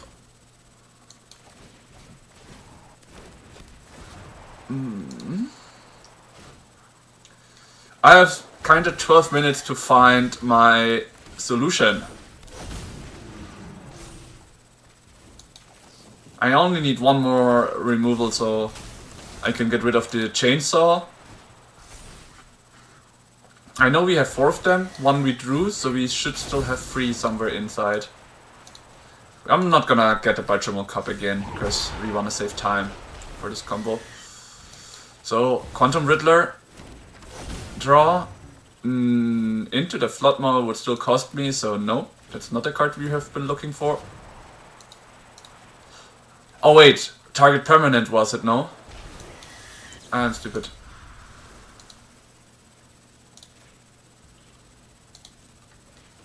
There it was. Now it's only 3, so we are gonna do this one more time, just so we can get rid of it and have an Aang in our exile pile. One more time to get rid of him, just to be safe. Better safe than sorry, right? Here we go. We remove it now for 3 life, very cheap, and we end the game. We still got 10 minutes on the clock, so it should be fine. Yes. Resolve, 2 mana we have, out of pay we do. There we go! Oh, we have 2 uppers now. Whatever. We're not gonna submit anything. We've got an Aang.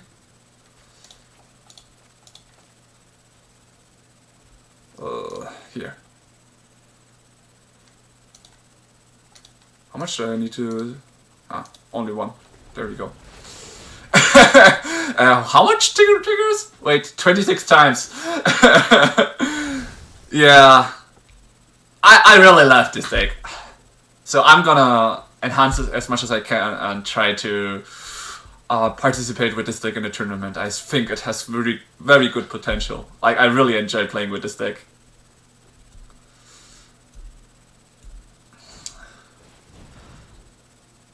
Okay, he plays the chainsaw. Who is he gonna target?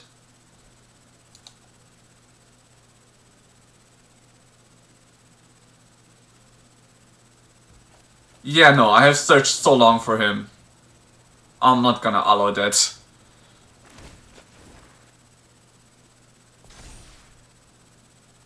Just flashing in the Aang to get the upper into my exile, and with upper I'm gonna protect the dog.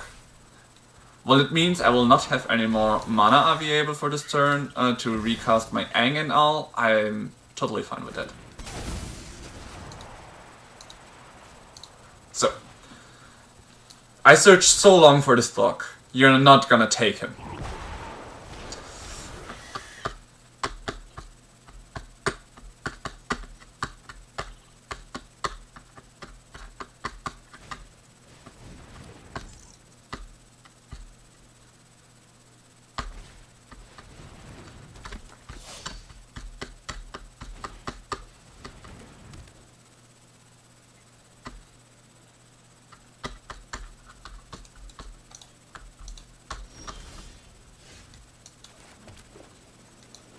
So here to have free cast stuff. And for now, we just go into combat. I was just about to go into combat.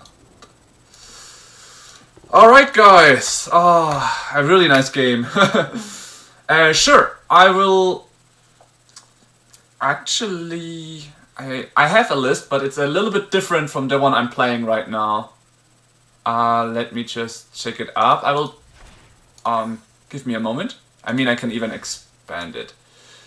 Actually, here we go into Architect. Give me a moment. I will send you the list in a bit, Spirit of Dawn.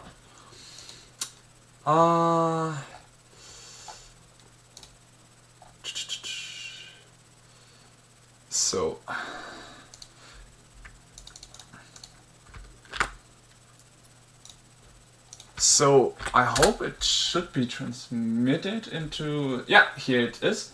So here is the list of my offline deck with Bramble Familiar, because you can do funky stuff with it. I will explain it in a bit. And this one I will import real quick. Let me just see. Can we do this here? Maybe I need to go to decks. Discard changes. Deck details, favorite, import, export. Yeah, here it is. Here is this one, but maybe you would like it more in an Architect, so I'm just gonna create a new deck. MTGA Airbend and create deck. We text import control file, and it was actually imported really easily. Control C. Actually, I did. The sideboard is also in there, so I need to remove the sideboard. But here is the deck in from MTG Arena without the sideboard that I will be adjusting right now, while you guys can check it out. Okay. Yep, these are the fine ones. So here. Add a new copy to the sideboard, because we have only 2 in here, 2 here. This is in here, this is primary sideboard, primary sideboard, primary sideboard, primary sideboard, and here as well. Am I still missing stuff? Not 60 and 30. Wait, I have only a 13? What? The detect intrusion he didn't find. Spider sense. So, this one.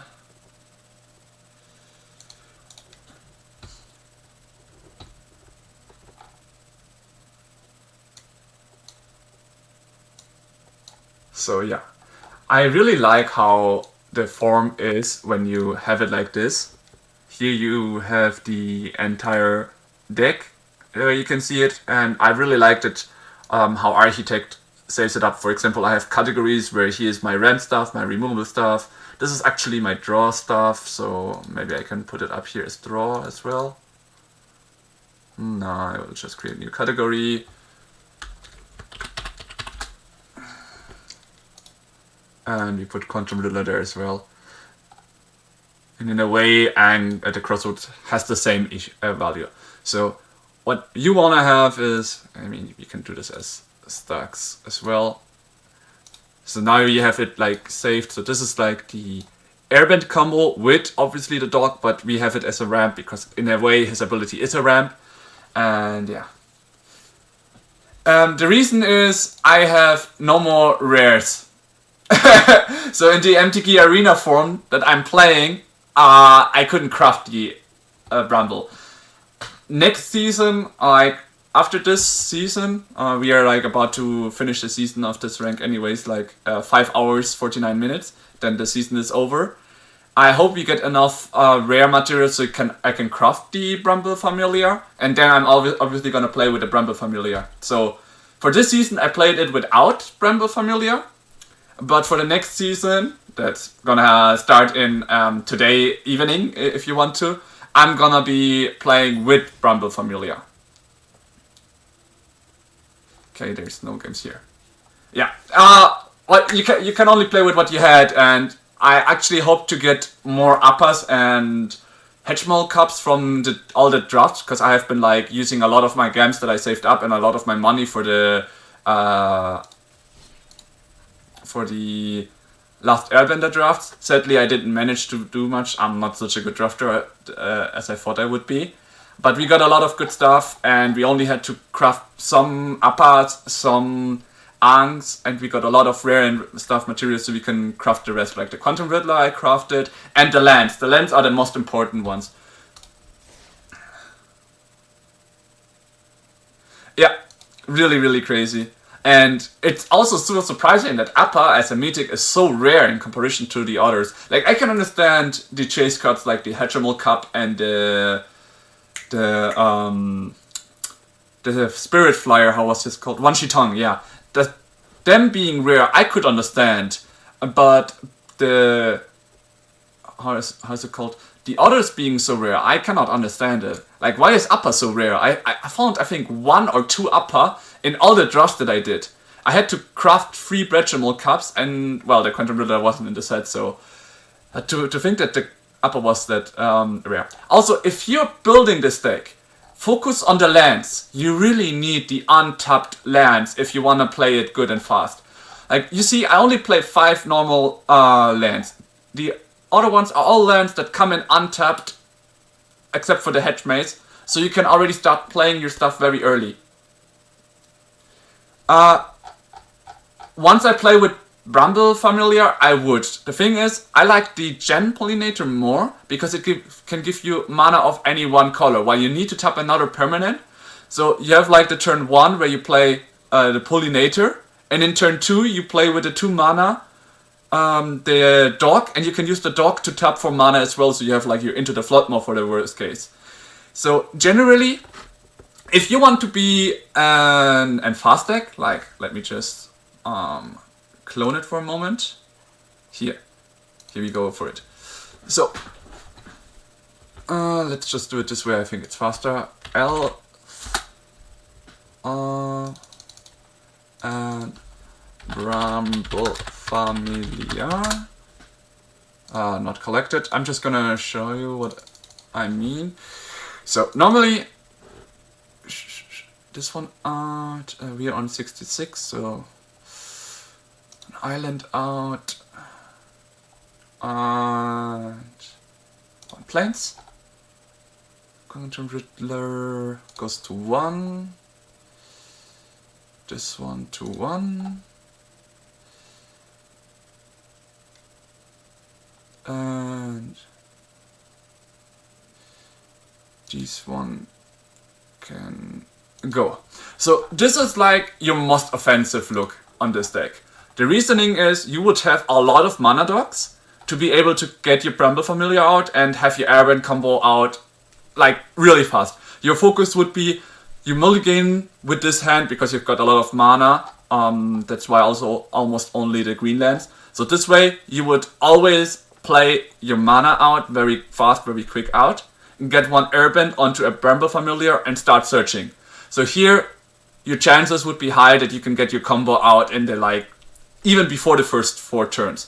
The only issue if you play this form is you will have no interaction, which means on turn like in game 1, if you can manage to get your combo out against any kind of aggressive decks, like let's say the Firebending decks, let's say the Boros deck that we just played around and all, you would be able to win against them because you get your combo out very fast, right? Because you've got a draw engine here with Quantum Riddler that you can just flicker around.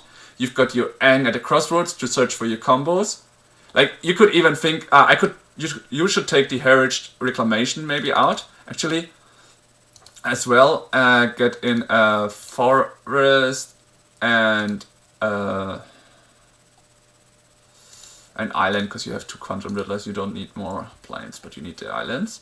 And then you look for nature rhythm instead of your draw engine. Like, this would be the best form that you have, because it's like the fastest form to get your combo out. Like, that way you are like saying, enemy, you need to interact or I win the game. So this is the best way. The issue with this deck is, as I said, you have no interaction, and I have met a lot of control decks. Like, Jeskai Revelations is kinda in right now since Vivi is out, I think. The other cards were Dimir Control, which is kinda annoying. There's even some combos with Iroh, the T-Master, also kind of a control deck I can show you in a bit. So the standard format right now seems to be very, very annoying, like, or very much focused on the control decks, where you board wipe or remove a lot of stuff. Even the Reanimator decks. So if you want to be able to interact with them, you wouldn't be able to do so, which is what your sideboard is for. So generally, if I had the crafting materials right now, I would be crafting this deck. Because with this deck, you would have your fastest combo out really quick. You try to get the first win, and in the second win, you just interact way more. You do remove a lot of your Llanowar elves and all to interact better with the enemy. Here you even have the 22 lands and a very good average, so this would be very, very good. I would generally recommend that to you as well. I mean, in real life, I could rebuild it as well, except for the Quantum Riddle, of course. I just like to have some interaction myself, because what like the most strongest deck that exists right now is the Connor deck. Turn 4, Connor into a mission, you will not see a light anymore. So that's also an option, yeah. 2 elves or just 2 game. The negative part of the Gen Pollinator is you need some permanent on the field to be able to generate a mana out of him. Like, or you can use it as a mana dog for your lands. That's also an option. Why can I not? Gene, I guess I have to put him in now like this normally. Hello? Why can I not interact? Maybe there's a bug. I'm just gonna go out and in really quick again. So can I now? What is this? Now I can. Okay. Weirdish. So generally you're right. Maybe only 2 Llanowar elves, but then again, taking some kind of risky interaction, 2 of 60 is like 1/30 chance you draw it. It's just way too low. So this is why I personally, if I play this, I actually think it's way better if like you can keep 2 Llanowar elves for the mana value. I would remove the Nature's Rhythm here. And now I have 4 mana available, and what I would do is get 4 Get Lost would be like the perfect chance to just be able to interact with creature or enchantments or planeswalkers. So control decks that play with enchantments are now easier for you to handle. Planeswalkers, because there's the Elspeth planeswalker walking around that's been strong and seeing a lot of play. And strong creatures like the Connor or some other annoying stuff.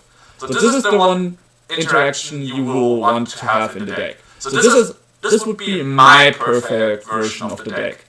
Like this is how I would play. I would just need to get 4 Get Lost. And the Quantum Riddler is better. What you can also use instead of the Quantum Riddler, it is a bit weaker though. No, it's not here. It's in Duskmourn.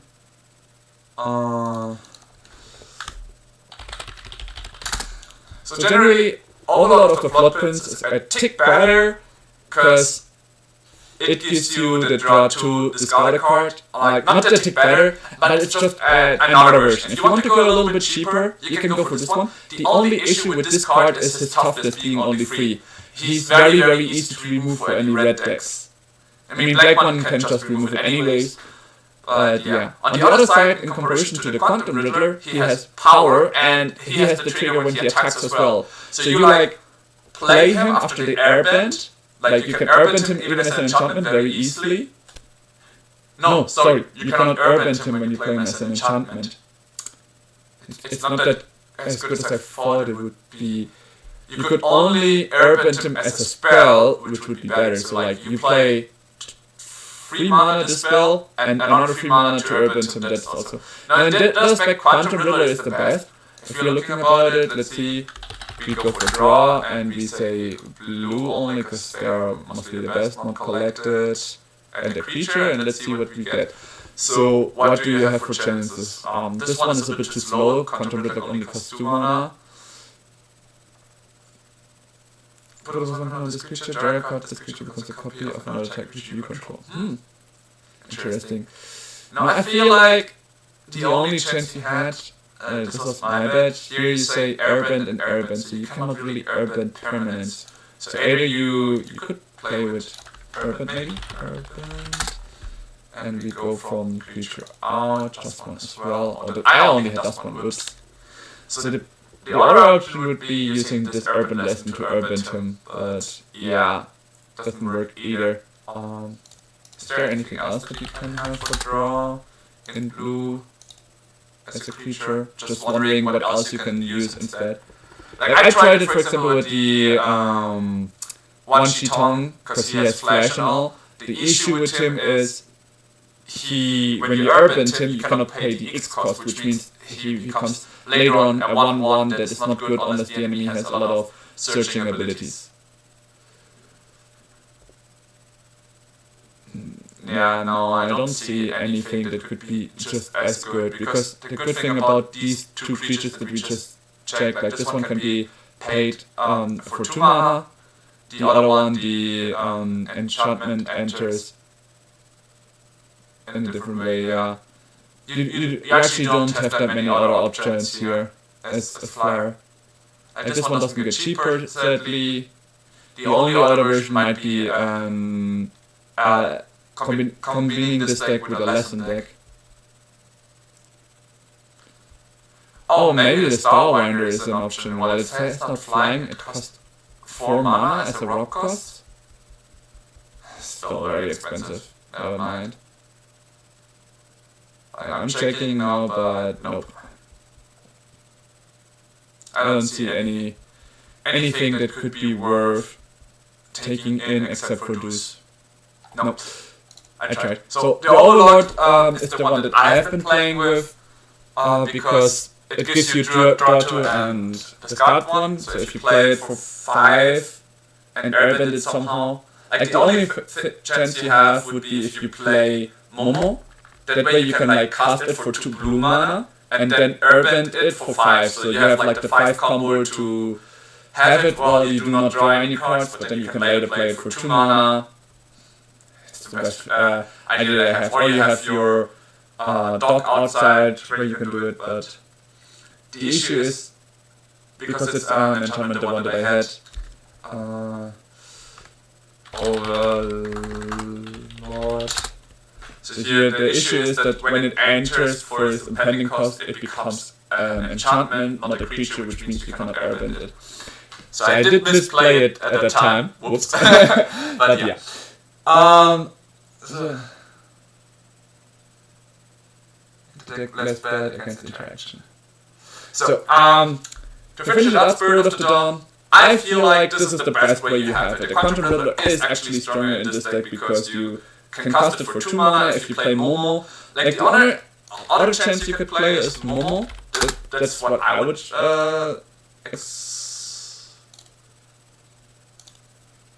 play it, for example, this one instead of the Llanowar Elves, in my view.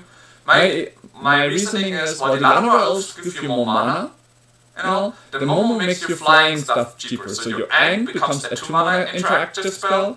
Your Upper becomes a 3 mana interactive spell. Your Quantum Riddler you can play for 1 blue mana, like rock it in for 1 blue, and then airbend it for 2. So in the third turn you can already have a 4/6 flying creature onto the field.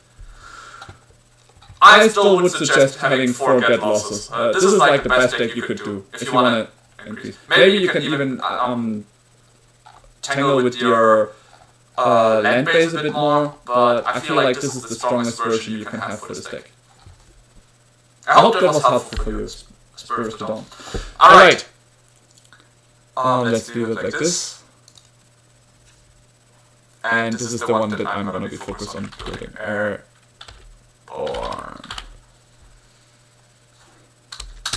Name.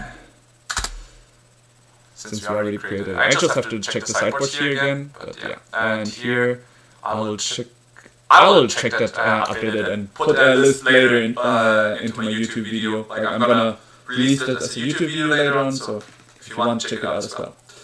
Alright, let's do one more game. Best of 3, and then I shall end it for today. Still got something piled up to do. So let's fuck someone up again before we go into the end of the day. Thanks everyone for joining. Oh, and for everyone who is new here and watching my stream, leave a follow and check my giveaway video. In January we are gonna do a giveaway, and you have a chance to win packs.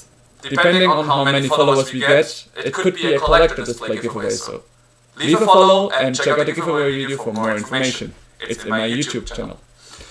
Alright, I hope I didn't tangle with this one. No, we did copy it, so it should be fine. Alright, okay, this is a good hand. Since we already got green, we can give away the Hushbook Rush. And we're gonna surveil one. That's the reason why I kept this one. Yep. To make sure we don't draw any lands afterwards. I mean, the YouTube channel is linked to my Twitch account, so you can just find it there. Let's go with this one.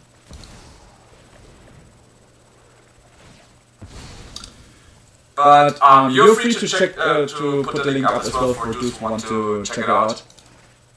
Would be helpful. Thank you to everything. Right. Here we play the planes. Since I do not know what he has, I actually want to have the interaction of Aang open, so I'm not gonna play anything this turn and just check it out.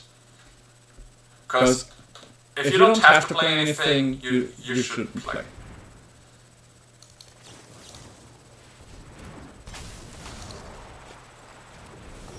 There we go. And now we can even play Aang at the crossroads.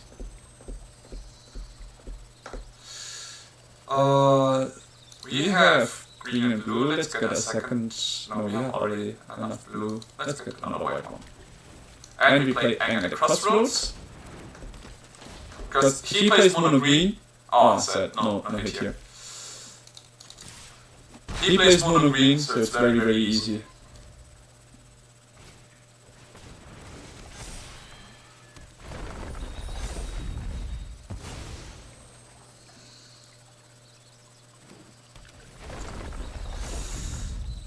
We didn't get a single hit, which was very, very sad.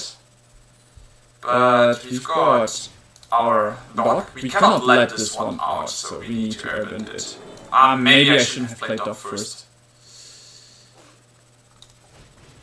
Alright, let's see. We're trying to airbend the Mossborn Hydra. He's probably gonna protect him. And this is where I did a little bit of a mistake here. Yeah, because now he plays a land that goes from 5 to 10 to 20, he could one-shot me, so I will need to leave my Aang at the crossroads as a blocker, because I can lose him, I cannot lose anything else.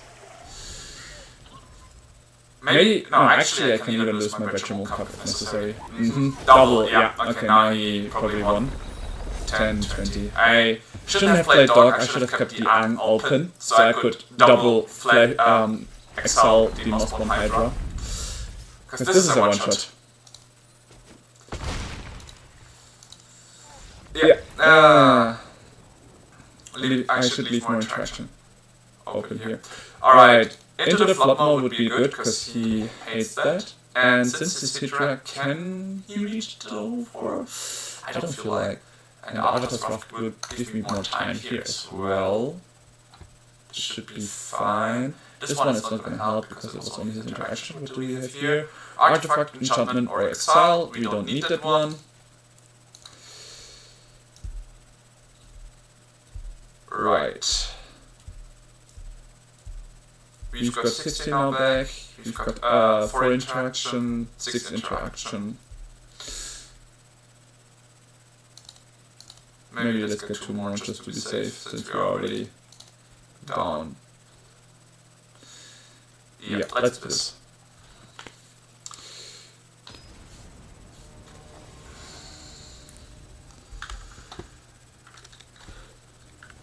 Let's break him.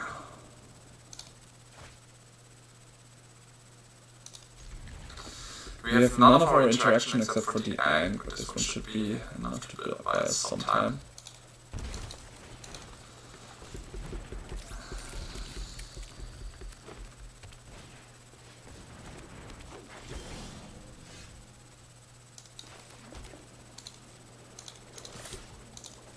We come in for one!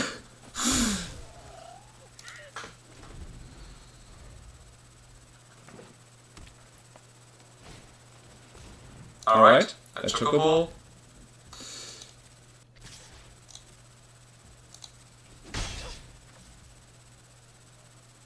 Well, he didn't play a land. Unless he has counters, I don't see a reason to flicker the Chocobo right now. Just gonna come in for one. And in his turn, we will have 3 mana available. I would like to play the Aang rather than the Into the Flood Ma, because with the Aang we would have 1 more mana for Aang at the crossroads. So, actually, I'm gonna cancel that so that he doesn't have the double trigger from Chocobo this turn. So now he becomes maybe at 2-3 and that's it. Yeah, he decided it's better to not do it.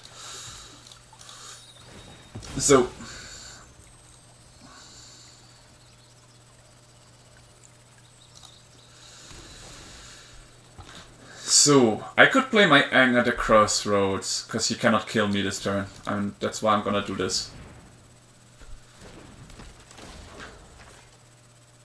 Oh my god, not a hit? Damn. This feels awful. I wanted to take the risk and I didn't get a hit. Yeah, this Tifa is not having haste, so... Oh, we got it again.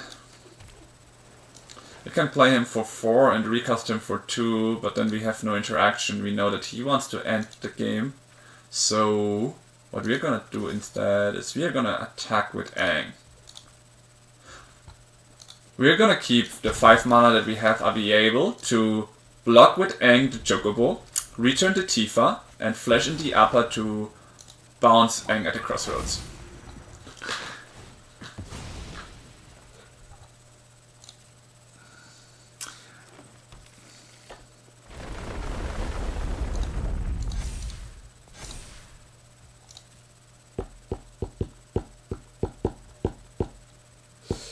He probably keeps the 1 mana from the elf to stop my interaction. But then again, he's not gonna play another land, so I'm totally fine with this. Oh, he does not. Okay, well, now you're doomed, because now I'm playing my upper that you cannot counter to bounce my Aang at the crossroads for another 2 mana search in my next turn. And I'm gonna flicker your... Chocobo would remove the counters, but the Tifa is the one that can one-shot me. So that's why I want to bounce her right now. And if he uses his protection spell now, which I kinda expected, I'm hoping to get a good pick out of my Aang at the crossroads. Ah, we got our dog, nice. We have the combo ready. So what we cannot do is attack with this one, but we can attack with these 2 for damage this turn.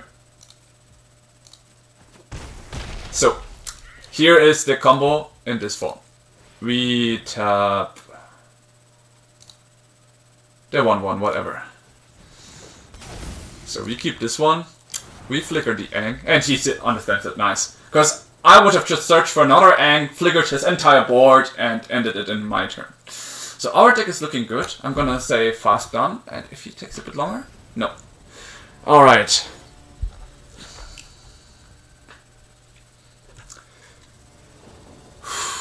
One. We're doing fine.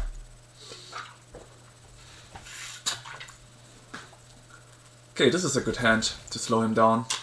We only have 1 white mana though, but with Riddler we can maybe get the flickers ready. Or we just use the Airbender Ascension to slow him down. Now we have the mana for the Wrath as well. We do not need any more lands right now. He plays Tifa, nice.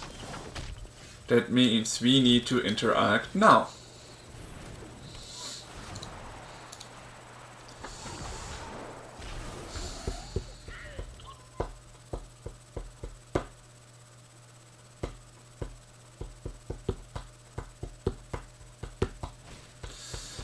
Hey, Hikirax! Good to see you. Oh, okay, he plays a health rather than the rest. My issue right now is I did not get any interaction to make him lose. Do I play another Butcher mode just to be safe? So I can throw one in, hope that it will be enough. Let's just do it.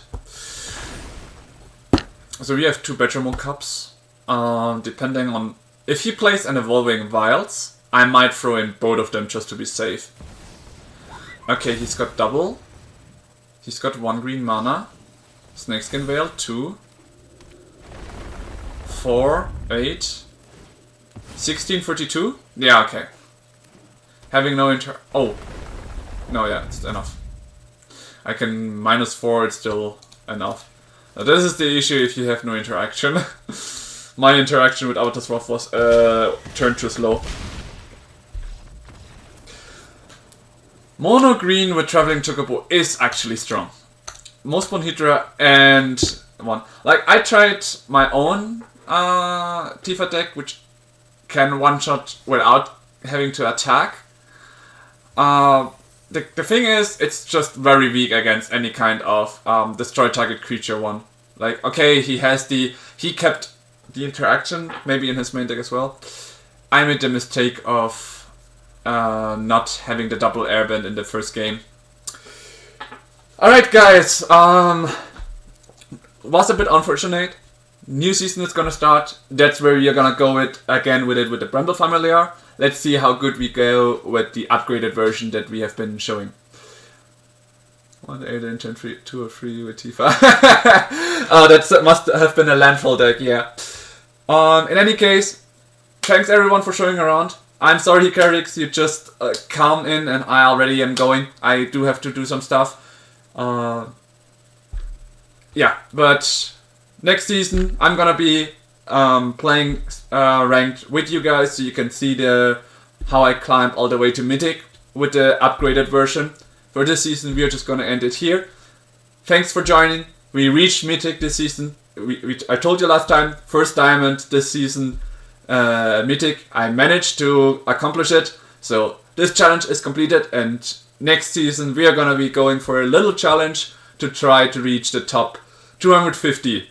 Why, I will explain in my next stream. Thanks everyone for joining, and see you on the next stream. Check the Striker, tapping out.